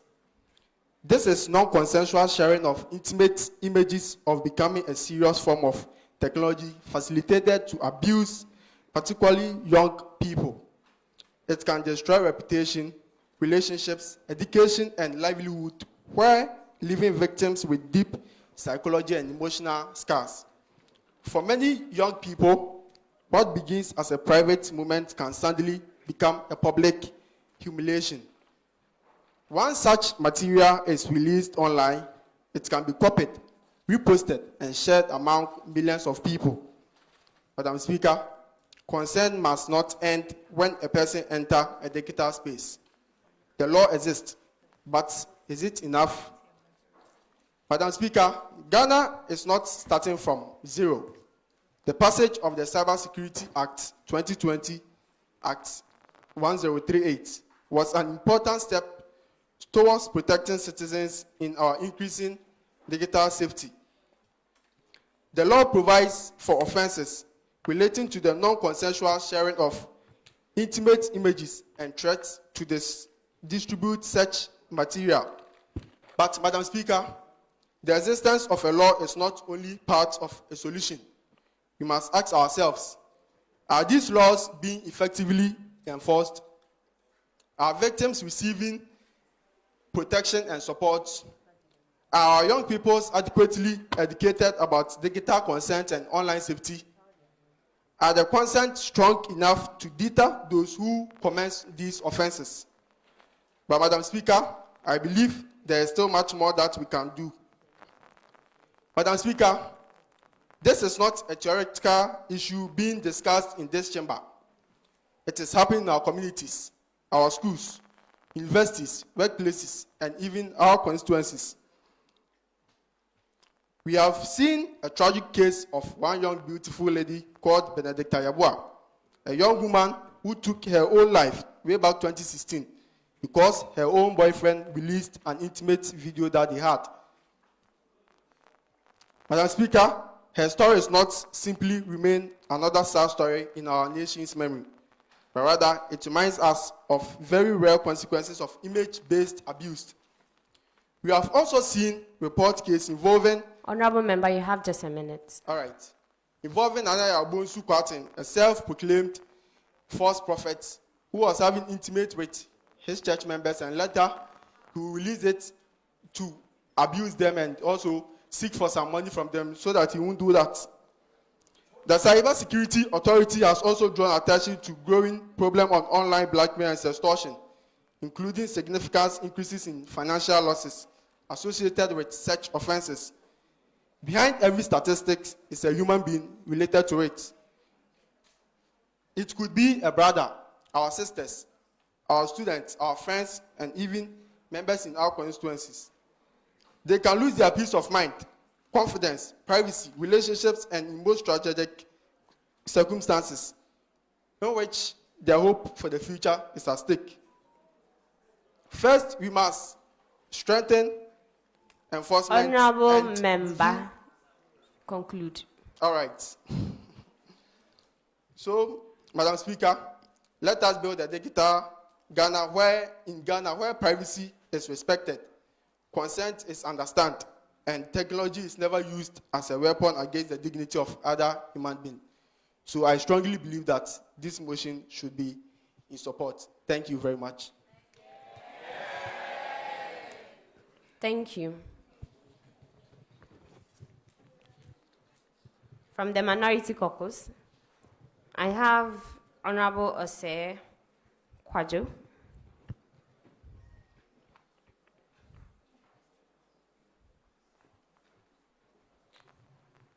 Thank you, Right Honorable Speaker. Right now, I can prove that 90% of us here promote this act. We even have a nice name for it, Azigi. We young people also promote this intimates being shared. Why? Because we love to see other people naked and also tarnish their images. We all know that the Ghana Cybersecurity Act 2020, Act 1038, specifically criminalized the non-consensual sharing of intimate images under Section 67 with penalties of 1 to 3 years imprisonment on semi-conviction. But the question is, are these laws being effectively enforced? Are the victims able to report easily? My brother, my honorable member, made a point that somebody take her life out of this act. So, and also, one thing is that these AIs we use is also a threat to us. Because the UNICEF's Ghana research has commended greater sensitization on this. So, Right Honorable Speaker, to conclude, since the time is not our side, I'm a youth. Order in the house. And also a student as well. We should stop tarnishing the images of others. And especially when others are able to freely talk to us about the issues they are facing. We should not rather go pass their backs and rather share the information with others. One thing I like about the Parliamentary Visitors Center is that they said their data protection is their hallmark.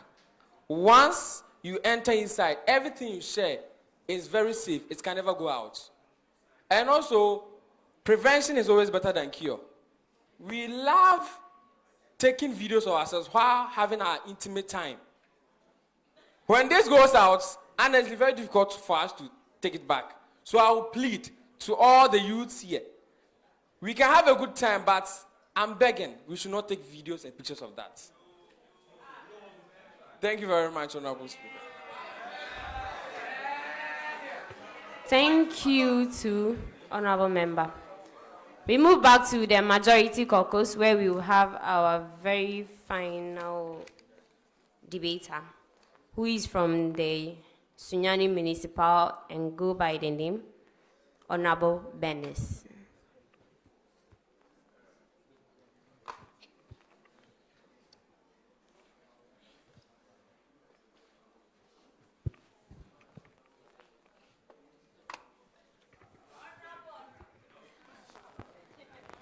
Thank you, Madam Speaker. Honorable members of the House, distinguished invited guests, as the first speaker speaking in favor of the motion, digital responsibility, consent, and accountability, I loved how our opponent agreed on the motion. The Ghana Data Protection Act, that's Act 843, states explicitly that you do not have the right to send people's information, recordings, or any information without their consent. So I believe because the digital space has become a global platform for us today, it has become a place of business, education, entertainment, and even communication. Therefore, the Data Protection Act protect these informations that has been sent to other people without them exposing them to others. Let's take a situation where a business partner sends confidential information about their work. Then you publish it for their competitors to pick their information. That is a huge data protection act. That is a breach in the Data Protection Act. Therefore, youth must be accountable for whatever they do. When you post something online, be ready to face the consequences.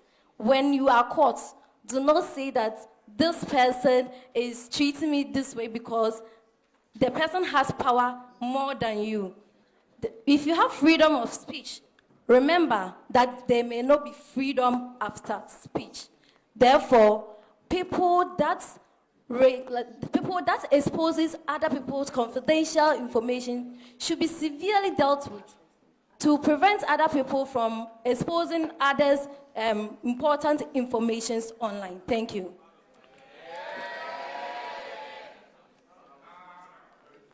Thank you, Honorable Member from the Majority. And this brings us to the end of the debate. And there being no more contributions, the question is, as many as are in favor of the motion, say aye. Say aye. Those against, say no. Say no. I think the ayes have it. And the motion is adopted.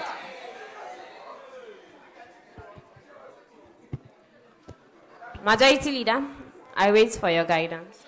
Thank you very much, Right Honorable Speaker. Before we started with the debate, you rightly made mention of the fact that after the members are done debating, opportunities will be given to leaders to also share their views on the motion. But after the debate, you put the motion across for ruling. Madam Speaker, I know you are the wisest chair, but we can also guide you on certain things you do. Thank you very much. Thank you for bringing that to my notice, and I appreciate that. You may be standing to put on your contributions. Thank you very much once again. I always say you are the wisest chair, because when certain things are going wrong, you take admission and you correct it. Majority members, say yeah for Madam Speaker. All right. Sending of digital content of people without their consent has been one of the problems facing this country, and as youth as well. Someone may ask, what has the government done, or what has the majority, of which I'm the leader, done about this? We should go back to Cybersecurity Act 2020, that is 1038. It says, the section 67, it criminalizes such acts, and even what? Someone who is in this act may face a prison terms of not less than 1 year, and not more than 3 years. And 68 also make mention of the fact that if someone threatens you that I'm going to leak out, or I'm going to send out your private videos outside, that person is also subjected to this punishment. That is not less than 1 year and not more than 3 years. Order in the house. And the reason why this issue is still going on is as a result of the masses not having the public education on how they can go about things when they are when they face these kind of things. You could bear with me until now. Most of even honorable members don't even know about this act. That is the Cybersecurity Act 2020. And it is our duty as youth parliamentarians, when we go back to our various constituencies, we should go and advocate or serve as advocate for this. When someone's life or when someone's private video or any private document is being threatened, the person should seek the right address. The person can report to the police and they can take on that person who is trying to. But if you take turn in giving monies to these persons, they will still demand for more. And at the end of the day, they are still going to release it when you don't have that amount of money. So I'm pleading with CSOs, the NCCs, and with the youth to go out there, use our social media to propagate this gospel, that when someone's life or when someone's private when someone's private content is gone out there, when someone's private content is gone out there, the person should seek redress, and the person will be attended to, and the person in question or the person who threatens this person's life can't be put or can face the consequence of the law. And when we go back to under the same 1038, we have a section of it which is for children, that when we go out there or when we take pictures of children to go and sell, give it to people, or leak it out to the public, we can face not less than 10 years and not more than 25 years imprisonment. So if we have this at the back of our mind, I don't think we will go out there and be sharing videos, what we locally term it as azigi, for people, and even going to the extent of even selling it out for colleagues just to make monies out of this. Okay, so one thing the government of the day is also doing about this issue is inclusion of stiffer measures, of which we got to know about the Act 108, which is the section 68, saying that when someone offends in this manner, the person may face 1 or not less than 1 year or not more than 3 years of this punishment. But they are going to include more stiffer measures, of which when someone sees it and when someone sees a friend going in that, it will serve as deterrent for not the person going out there to share the videos of people. Now, before I conclude my statement, I have something to share with our dear youth.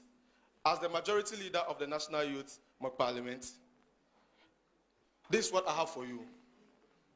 When my favorite Bible quotation is Micah chapter 6, verse 8. And I'm going to fix some things in it. It says, he has shown you, oh man, but this time around it's going to be, oh youth, what is good and what is required of you under the Ghana's 1992 Constitution. not to share someone's private videos out there. Because when you do that, you are going to face the consequence of the law. With this, I humbly submit, Madam Speaker.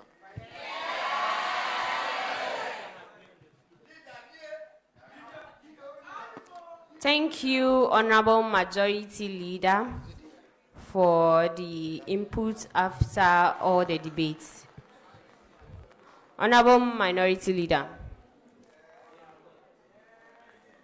Thank you very much, Madam Speaker. After listening to this debate, one thing has become painfully clear. Technology has moved faster than our sense of responsibility. Today, one private moment can be recorded in seconds and shared with one click and weaponized against a young person. Before you say Jack, the harm has already been caused and traveled beyond their control. Let me make this clear to the whole House. Consent to intimacy is not consent to publication. A private moment does not become public property just because somebody possesses a phone. Right, Honorable Speaker? We cannot entirely agree with the majority in the sense that the majority has spoken about punishment. They've spoken about where the prevention is supposed to be and all that. But the questions and emphasis we are laying is, majority, where is the prevention? Where is the education? And where is the protection for the victim? Stronger laws alone will not stop the problem. If young people are not educated properly about consent, privacy, and responsible use of digital platforms, we will continue giving out the violator of whosoever shared it. Right, Honorable? My side of the house is not saying. Right, Honorable? My side of the house is not calling for weaker action, but smarter ones. I will leave this with the whole house to take to the house. This one is takeaway. PPA. Prevention, protection, and accountability.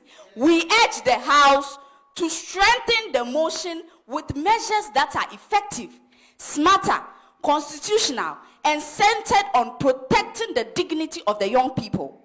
Let us not simply punish the damage, or let us not simply punish the perpetrators after the damage has already been done. Let us prevent the damage in the first place. Majority has the numbers, I will always say, but that does not mean having the argument or winning the argument. We shall therefore support what is in the public interest and oppose what is not, and question everything that deserves scrutiny.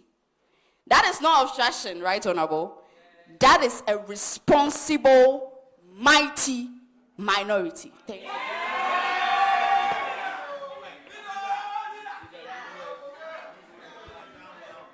Thank you, Honorable Minority Leader, for that insightful input. Before I attend to the Majority Leader, you may sit. We have in our midst the speakers of the National Student Speakers, and their chairman here, who is in the name of Right Honorable Edmund Owusu. May we see you? You are very welcome, and I see you've been following what we are doing. Thank you for coming, and we are glad to have you in our midst. Honorable Majority Leader, may we continue? Thank you very much, Madam Speaker. The Minority Leader spoke for about 5 minutes, and after everything, the sum of everything was that she was supporting the motion. So what was the essence of using the skirmishes? But notwithstanding that, Madam Speaker, we spent more time here, and as the leader of the House, I'm making indication that we move to item number 6A, which is we are going to do some public business because there are 4 papers to be presented by some ministers. With this, I humbly submit.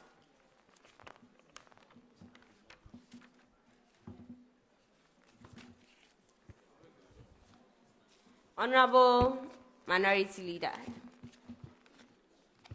The Majority Leader is saying we move to the last item, living. Thank you What very is much. it say? Thank you, Madam Speaker. I rise to second the motion moved by the Majority Leader, but let me make this clear. I didn't end my presentation supporting the motion.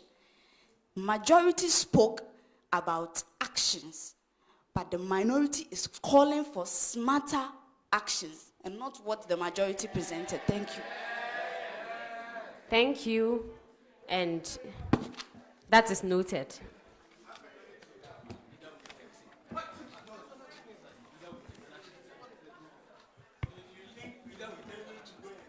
Order in the House. Honorable members, at the commencement of public business, presentation of papers, Minister of Education, item 6A, please. Report of the Ghana Tertiary Education Commission on the implementation of the affirmative action in relation to admission to public universities. You may sit. Honorable member from the Minority Caucus, you have the floor.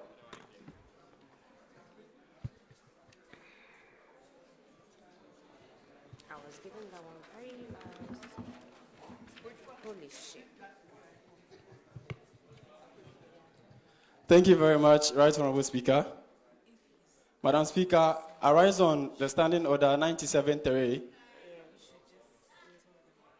with your indulgence, and I quote. You can go ahead and move. All right, thank you very much, Honorable Speaker. A short explanatory statement shall be made by the person presenting a paper where a request by the House or a member upon the presentation. Right, Honorable Speaker, on these standing orders, I so request that a short explanatory statement should be made by the Minister for Education. Thank you. Honorable Minister, the Honorable Member has requested you to make a brief statement under Order 97-3. Honorable Minister, you may do so now. Thank you very much, Right Honorable Speaker. I am Jones Amega from Ho Central and the Minister responsible for education. And not only that, I hail from the Youth Impact Parliament, Ghana's most vibrant youth parliament and Ghana's first bicameral youth legislature. Right Honorable Speaker, the report assesses how far public universities have implemented the affirmative action and the measures to promote equitable access, particularly for disadvantaged and underrepresented groups. Madam Speaker, the assessment shows that the implementation has taken place across public universities, although the extent approach varies among institutions. Madam Speaker, the report therefore recommends stronger coordination, monitoring, and consistent application of the policy. Right Honorable, I hereby submit the report for the consideration of the House. I thank you. Thank you, Honorable Minister. Honorable Member from the Minority, he has done as you requested. And Honorable Members, we shall resume with the presentation of papers.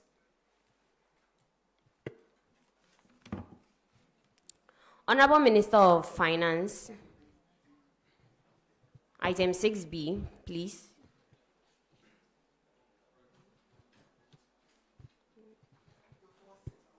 report of the Ministry of Finance on allocations and releases to public universities.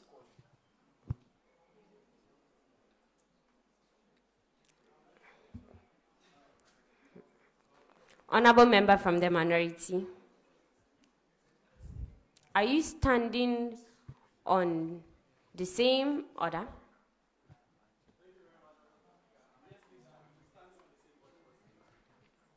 Okay. You may have your seat. This is to all committees and ministers who be presenting the papers. Before we have the presentation of the papers, it is required that you give us a brief info about whatever we will be presenting. Thank you.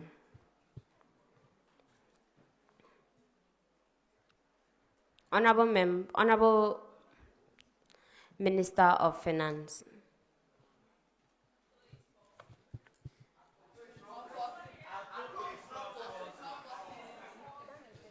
Thank you, Madam Speaker. I am J.F.D, Youth Parliamentarian for Bia West, Western North Region, and the Minister for Finance for this Youth Parliament mock sitting. Madam Speaker, I rise to present a brief report as requested by the Honourable Member about my report. And the report is also on the allocation and releases of funds to public universities. Right, Speaker? For the 2026 financial year, government has allocated a whopping 2.1 billion Ghana cedis to public universities. Government is really trying and is committed to maintaining fiscal discipline, as the President of the Republic, President John Dramani Mahama, has assured Ghanaians. Madam Speaker, as we speak, by August 2026, government has already released 67% of the total allocation, that is representing 1.4 billion Ghana cedis. Madam Speaker, the 1.4 billion Ghana cedis includes 980 million Ghana cedis for salaries, 220 million Ghana cedis for operations, and 200 million Ghana cedis for capital projects and digital infrastructure. Madam Speaker, the scripture reminds us in Luke chapter 16 verse 10 that whosoever has been entrusted with little can be entrusted with more. And like I've said, if by August 2026 we've been able to release 67% of the 100% allocations to the public universities, then I think we are already demonstrating the fiscal discipline that we're talking about and our commitment to ensure that universities have enough funding for their operations. The remaining 700 million Ghana cedis will be released in tranches before the year ends. This will be based on the revenue performance by the universities. This is for the fidelity of implementation. The reports that will be submitted by the universities will determine whether we are going ahead to release the remaining amount in the trenches, as I have said. Right, Honorable Speaker, government is also prioritizing STEM, innovation hubs, and support for girls in science, because we believe that when we fund these projects, we are building our universities to produce the skills that Ghana needs. In conclusion, right, Honorable Speaker, we are committed to timely releases and accountability. I urge the university leadership to ensure that these funds are used transparently and for the benefit of Ghanaian students. I therefore submit that this report be considered by the House. Thank you very much, right, Honorable Speaker.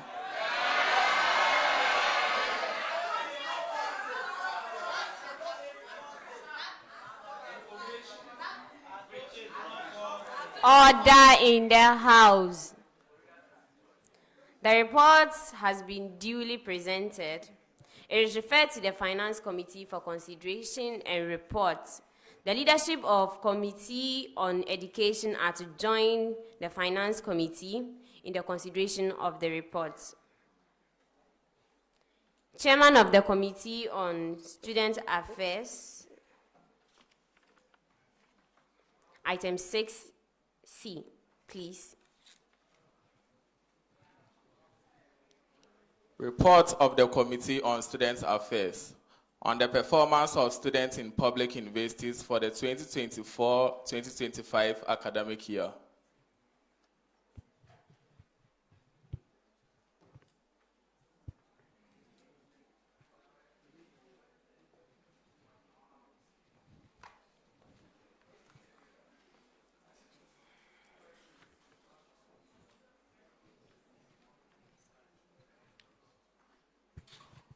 Okay, thank you, Madam Speaker. I go by the name Vida Abogbon Atenibila, representing the Zebula constituency. And right, Madam Speaker, your committee embarked on an oversight visit to public universities to ascertain the performances of students in the past just ended 2025-2026 academic year. And I've put up a report for the consideration of the House. Thank you.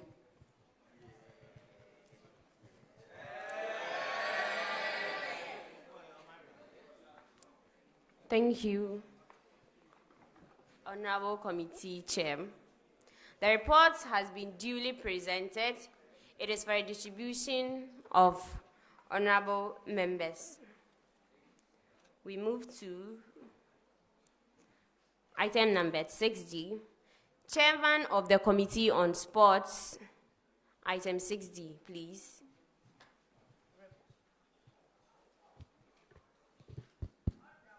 Report of the Committee on Sports on the status of physical education among public basic schools in the country.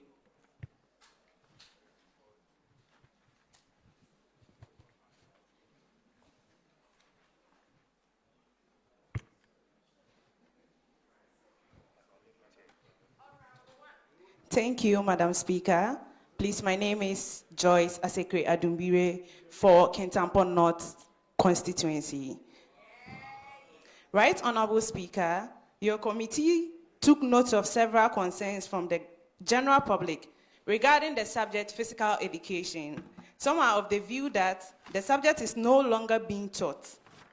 But according to our report, we realize that some of the schools have inadequate resources for physical education, inadequate time, and shortage of qualified physical education teachers.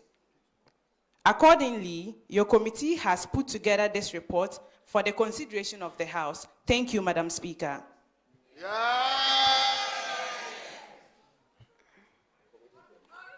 Thank you, Honorable Chair. The report has been duly presented. It is for the distribution to honorable members. And this brings us to the end of the presentations of the papers. Majority Leader, I wait for your guidance. Thank you very much, Right Honorable Speaker. May you live long. I think we've exhausted everything on the order paper for today's sitting. And with that being said, I move that this House should be adjourned. Thank you very much.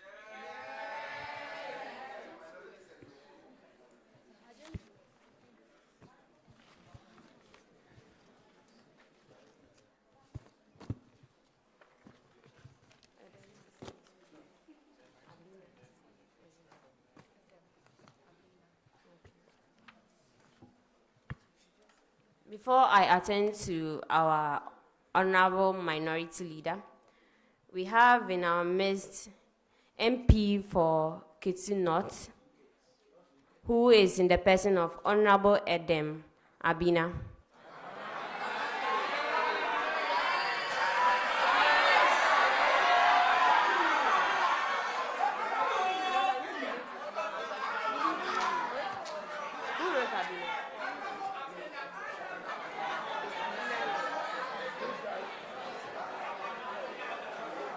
So sorry, the name is actually Honorable Edem Agbana. Sorry for the mispronunciation.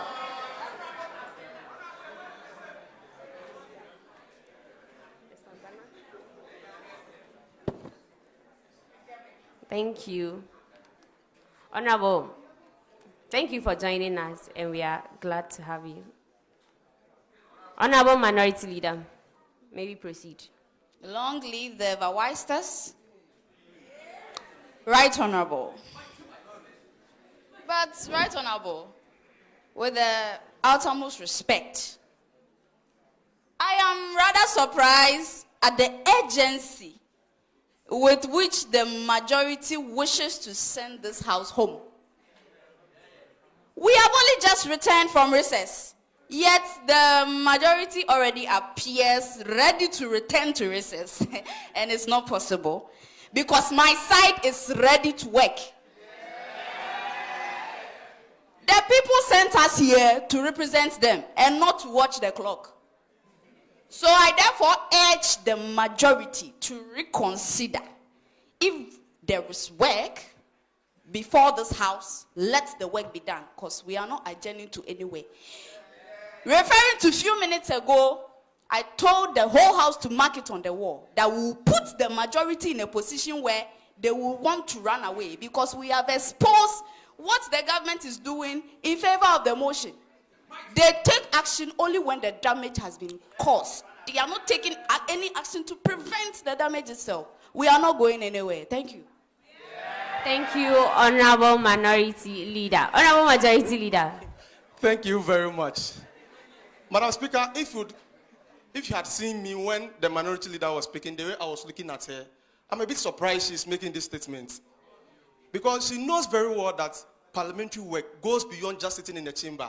We have various committees we need to go and have meetings there. We have businesses we need to attend to as well. So if she's saying this, then I'm really surprised. But notwithstanding that, she should get used to being in opposition. With that being said, I still move that this house should be adjourned.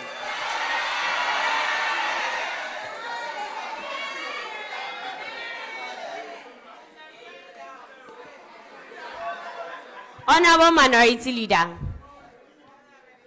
Thank you very much, Right Honorable. But it is about time the other side of the house gets serious with parliamentary proceedings. We came back from recess not long ago. And I'm even surprised to see the other paper being very scanty. Are we here to joke? After a long recess, we just come to meet a scanty order paper. We are not going anywhere. They should face their defeat. Today, the majority has been defeated. They should face it. Where are they running to? Honorable Majority Leader. Madam Speaker, is it the minority leader speaking or someone else? Has she forgotten that she's the ranking member for the business committee? Was she not there when this thing was prepared? So why is she saying this? Oh, Madam Speaker, I am very, very disappointed. I am very, very disappointed in her. Madam Speaker, I beg to your high office that this house should be adjourned so that we can attend to our committee meetings and other businesses as well. Thank you very much. Thank you, Honorable Majority Leader. Honorable Minority Leader. Thank you very much, Madam Speaker. But you know, everybody knows because the majority has the numbers, they cannot stand defeat. So let me choose to help my majority leader.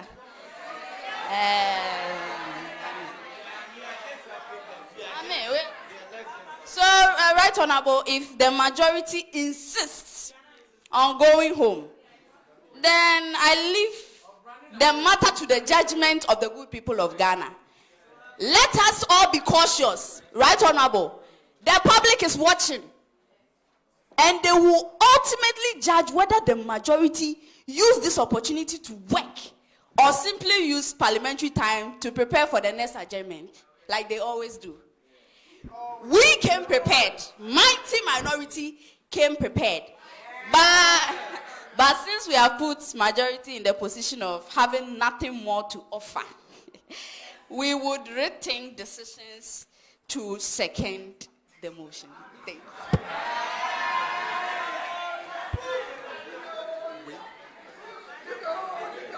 After the back and forth from our various caucuses, the motion has been moved and seconded, and the question is, as many as are in favor for adjournment, say aye.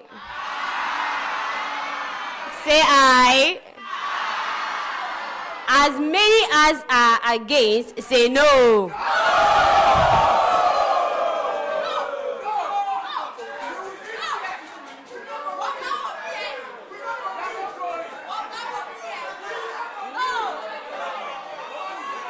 I come again. Order in the house. Order in the house. The motion has been moved and seconded by our various caucus leaders.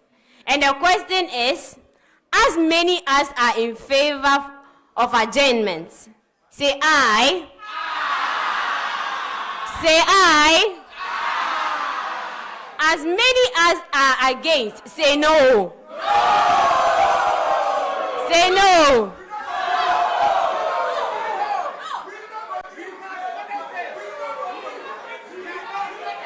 Order in the house. Order in the house. I think the ayes have it.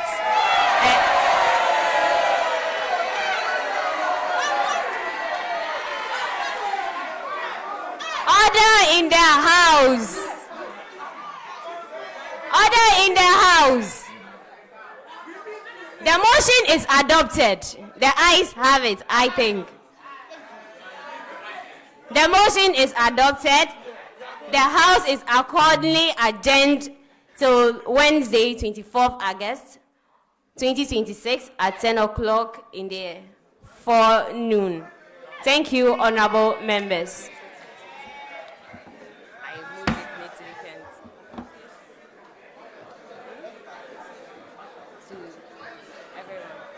Thank you, everyone, for joining us today in our very first National Youth Parliamentary sitting. It was an honor having you and having everyone contributing. Thank you.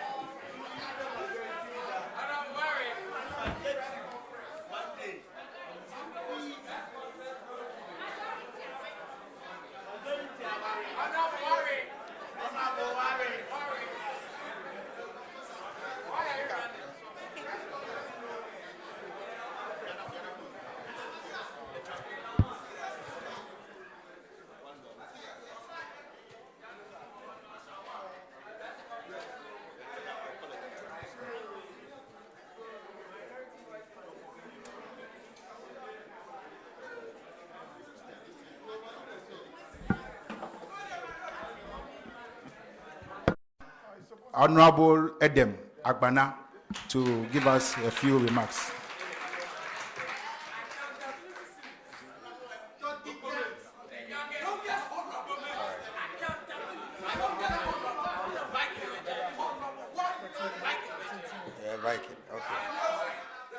Well, honorable members of Parliament, honorable members of the Youth Parliament, let me specify. Good afternoon to you all. I'm very happy to be here. I was invited by the Chief Executive Officer of the National Youth Authority, my very good friend and brother, Osman Ayariga. And even though I walked in late because I had some other assignments earlier this morning at Pram, the few minutes that I witnessed really inspired me. And if there is any day that I've ever felt more confident about the future of our parliamentary democracy, I must say it is this afternoon, what I have just witnessed. When Osman came in, I asked him who trained them, because your ability to even argue your understanding of the parliamentary proceedings and procedures, I was surprised, and I was told that my very good friend Mustafa and Public Engagement Department of Parliament, they did a great job, because it is a fact. I'm very sincere. Sometimes some of the things that I say, it lands me in trouble, but I will say it. It's a fact that there are some people who have been in the House, but maybe understanding. We were told that House of Parliament is a school, it's a classroom. Every day we learn. Every day, all of us, we learn new things. I recall recently, I tried asking a follow-up question, and I tried laying a foundation, and the Honorable Frank Opare tried to bully me with the standing orders and all of that. It's all part of the business of Parliament. But the way at this age, with just 2 or 3 days training, you have excelled. It gives me confidence that the future of our parliament is great, and it will be great indeed. But, colleague young people, permit me to share with you 5 points in just 2 minutes before I take my seat. The first thing is that I want you to know that leadership is responsibility. You are not too young to lead. You are not too young to occupy a position. But leadership is not a title to go after, but it's responsibility. And so you don't necessarily have to occupy a position before you demonstrate that you are a leader. And for many of us who today, by God's grace, have the opportunity to serve in Parliament, we did not start when we were elected as members of Parliament. We started demonstrating leadership. That is the only way your communities, your constituencies can identify something in you and give you the opportunity to lead. And so don't chase after the title honorable.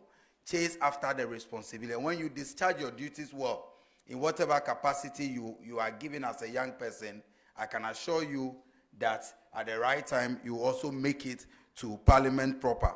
The second thing is that I want us to put Ghana before politics. Indeed, our politics has become such a way that we are so partisan that even matters of national interest that are so obvious, that should engender some confidence and consensus among all of us, we try to play politics with it. Ideally, issues of education, issues of security, that's another one, because everybody is chasing after the credit. Millions of Ghana cedis, millions of dollars have been wasted on projects that we never continued because of our affinity towards partisan politics. But I want us as young people, young leaders coming up, to begin changing the narrative so that when you see me, I am first Ghanaian before I am NDC.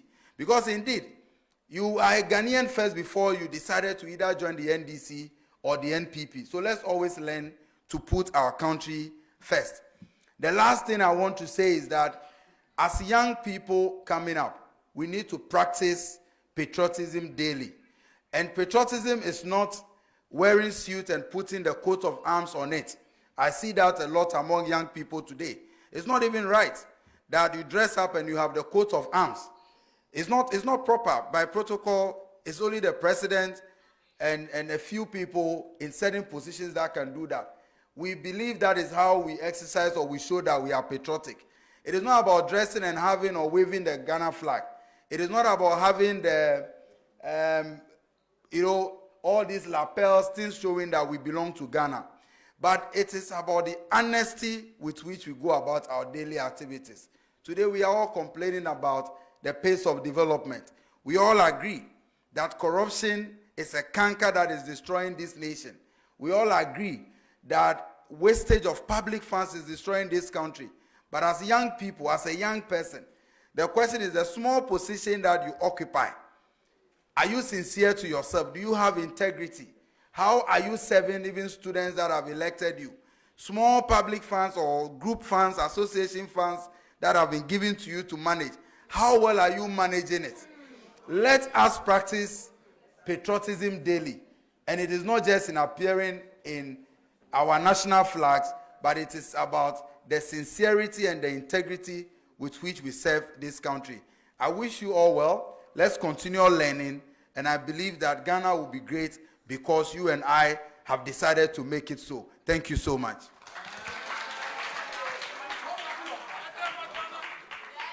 Wow, that was a very powerful speech. Another round of applause for the Honorable Eric Edemagbana.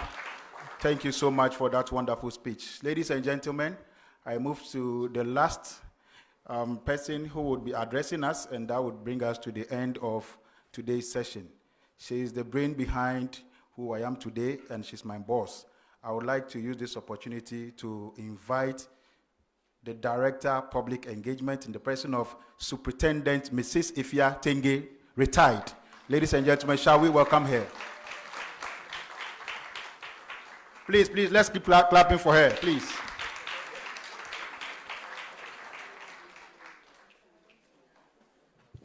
Hello.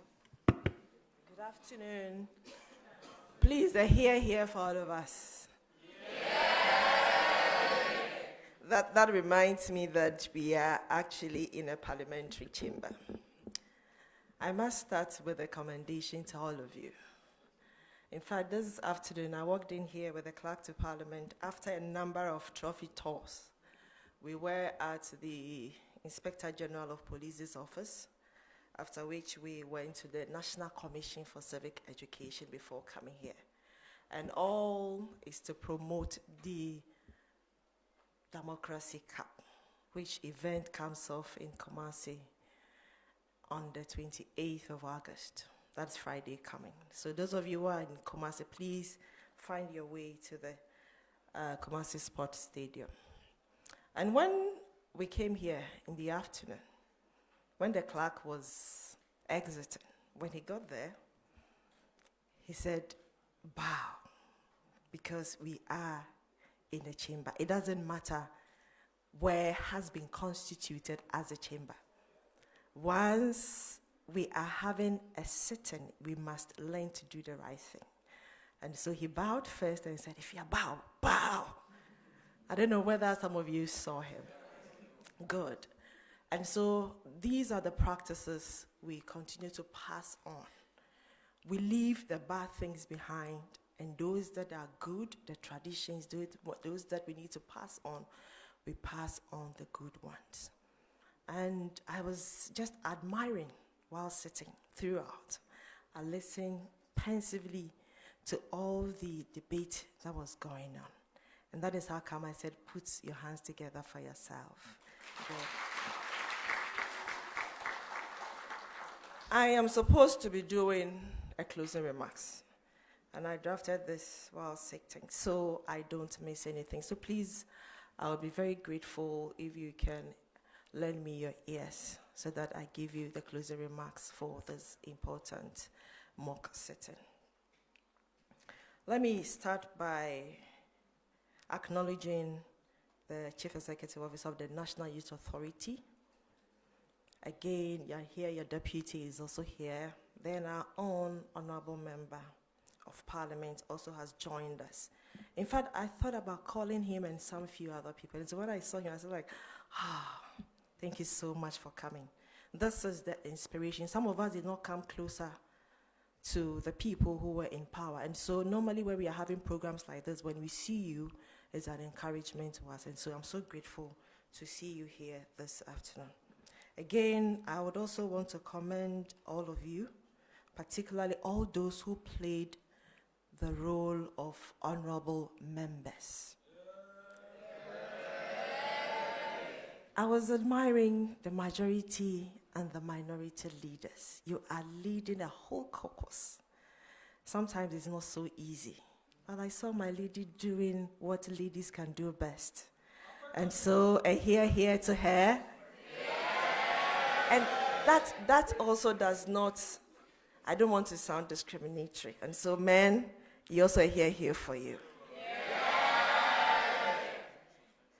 And normally, it is also encouraging to see young people not only preparing to lead Ghana in the future, but already contributing to the conversations and decisions that shape our country.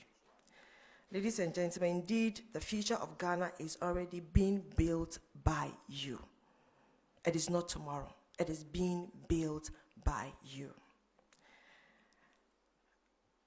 By so doing, or by so saying, I would want to pause a minute and acknowledge the Chief Executive Officer, whom I have already acknowledged, Mr. Osman Ayariga, Esquire, for leading the National Youth Month, an initiative I believe has created a platform to promote youth development, participation, and leadership. I followed keenly. Please, if you have to say here, say it. And unless I forget, it is not the Inter-Parliamentary Union. If you are not aware of this global union, please, you can search for it. And one of the vision of the IPU is for stronger youth participation in Parliament and also democratic governance. And that is so important to this global body.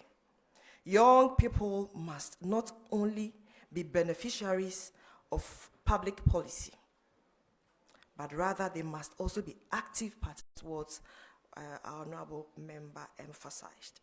The debate on the floor, that is your floor, our parliament this afternoon, has been timely and important. I am particularly encouraged that young people who are the major users of today's technology have identified some of the dangers associated with social media. Social media, we can all know or acknowledge or testify that it is a powerful tool for learning, mobilization, innovation, democratic participation. But when it is misused, it can become a platform for cyberbullying, harassment, blackmail, extortion, and the violation of people's privacy and dignity. The sharing of private or intimate photographs and videos without consent can cause serious and lasting harm. I said serious and lasting harm. But I think that the solution actually begins with us. We must be responsible digital citizens. Think before you post. Respect other people's privacy. Do not share content that can humiliate or harm another person. Do not use social media to threaten, blackmail, or extort others. They are evil. And when we see such abuse, let us not remain silent. And what even worries me is the fact that when we get them, we continue to share. The one who created has not committed a more sin than the one who sees, knowing the implications, and keep sharing. As we strengthen collaboration between Parliament and the National Youth Authority, let us also create more platforms where young people can move from expressing their aspirations to developing practical solutions and engaging decision makers. Today, the young people participating in this mock setting, I say, do not see yourselves only as leaders of tomorrow.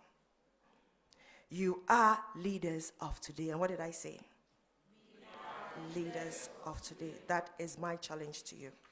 Your voice matters. Your participation matters. And your conduct, both offline or online, also matters. Let this mock sitting, therefore, be more than an exercise. Let it be a statement of our collective commitment to a Ghana where young people participate responsibly, leading with integrity, and also use technology to build rather than to destroy. We shouldn't destroy with technology. It is in this reason the Parliament of Ghana stands ready to listen to you, work with you, and create opportunities for meaningful participation. On this note, I would want to express the heartfelt gratitude of the Right Honourable Speaker, Alban Sumana Kingsford-Bagbin, the leadership of the House, the Clerk to Parliament, all members, 276 members of Parliament, the departments. Thank you so much for considering us as a strategic partners for this year's Youth Month celebration. Ladies and gentlemen, before I take my seat, I would also want to show appreciation to the Parliament training team, with a particular mention to Prince, to Eben. Is Prince in the house? Yes, give me a wave. Please let it go for him. Let's give it up for him. Is Eben with us? Yes, Eben is also there. Good. Then your youth coordinator, Mustafa, a promising giant in parliamentary democracy. The PVC, I heard somebody talking about the PVC, having the lasting impression when you visit Parliament, led by Ms. Margaret Donko. She was here some few minutes ago. The ICT department, the parliamentary broadcasting, that's the GH Parliament TV, the table office, and everybody, our media team, I want to say thank you very much. But before you leave, do you have phones? Do we have our phones with us? Can we pick the phones, please? So, which social media do you engage most? How many of you are watching us? Parliament of Ghana. Do we have any? The rest of you, what are you doing? Please go to Parliament. Let's go to the Parliament Facebook. Tell me what is happening there. You were live? Please put your hands together for Parliament of Ghana. I hope we are also live on NYA. Social media has come to stay.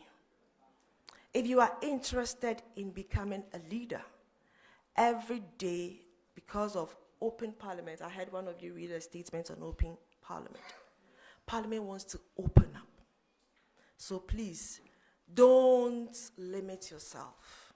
Ensure that you are following Parliament of Ghana.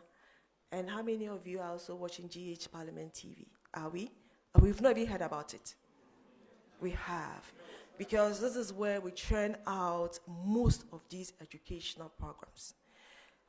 Parliament, together with NYA, will go into a deeper conversation to see where we can partner so that we can reach the ends of this country, so that every youth will have a feel of what leadership looks like.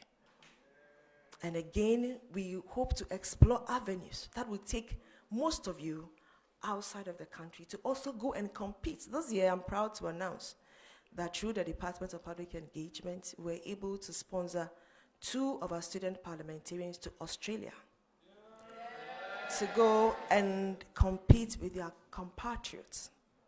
And so this is what we seek to have. Let's not just continue to be having the mock sitting, but we ensure that whatever we are being prepared for actually shows in our daily life by being responsible. On this note, let me thank you very much for the opportunity, and I wish all of us a lovely day. Thank you.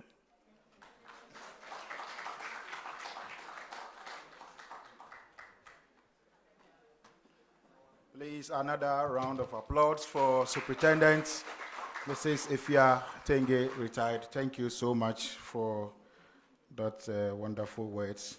Ladies and gentlemen, we have come to the end of the session, and so I would call on somebody very vibrant from the Minority Caucus. Yes? No, Minority Caucus. Yes, to give us a vote of thanks, and then we can proceed to the closing prayer. Ladies and gentlemen, Gloria Amponsa, let's welcome her, our able minority leader, for the vote of thanks.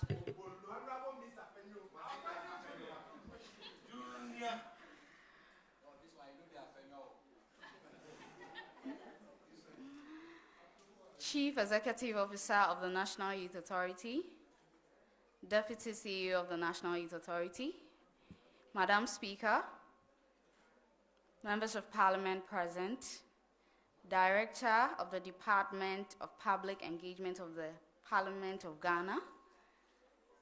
Let's therefore carry the lessons from this chamber beyond these walls. Let us return to our schools, communities, and institutions, not merely as young people who attended Parliament, but as young citizens prepared to contribute meaningfully to the development of Ghana. Mr. Speaker, the future of Ghana will not be built by words alone. It will be built by young people who are willing to turn ideas into action, responsibility into leadership, and opportunity into service. On behalf of this House, once again, thank you to everyone who made this sitting possible. May our deliberations today become the foundation for the Ghana we want tomorrow. Medamasi.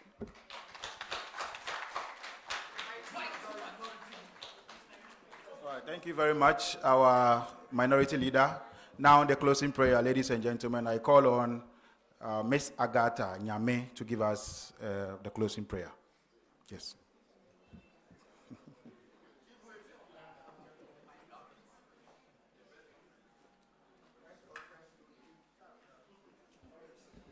Hello, everyone. Thank you so much for being here today. We want to thank God so much for how far He's brought us, the journey mercies He gave us from our various destinations. We cannot end this program without saying a word of prayer. Please, let's close our eyes. Heavenly Father, we want to say a very big thank you to you. We are most grateful for how far you've brought us. We want to say a very big thank for giving us the wisdom to even deliberate today, for the motion before our house. Heavenly Father, we pray that may you give us the wisdom not to just see it as just a mere debate, but something that the nation can build on, the youth can build on. We thank you so much for everybody here. As we are going, we commit each and every member here into your hands. May you grant us journey mercies so that at the end of the day, we will say glory and honor be unto your name.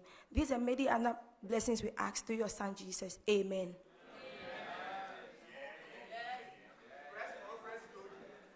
All right, thank you very much, Ms. Agatha Nyame. Ladies and gentlemen, a short announcement. We are going to have a group photo session, okay? So all participants would move out there in front of the elevator the MP's elevator. There is some grass, at the front there, that area. Please, we are going to have the group photo over there. So all participants, let's start moving before our chief executive and directors, MPs, join us for the photograph. Leave them, just leave them.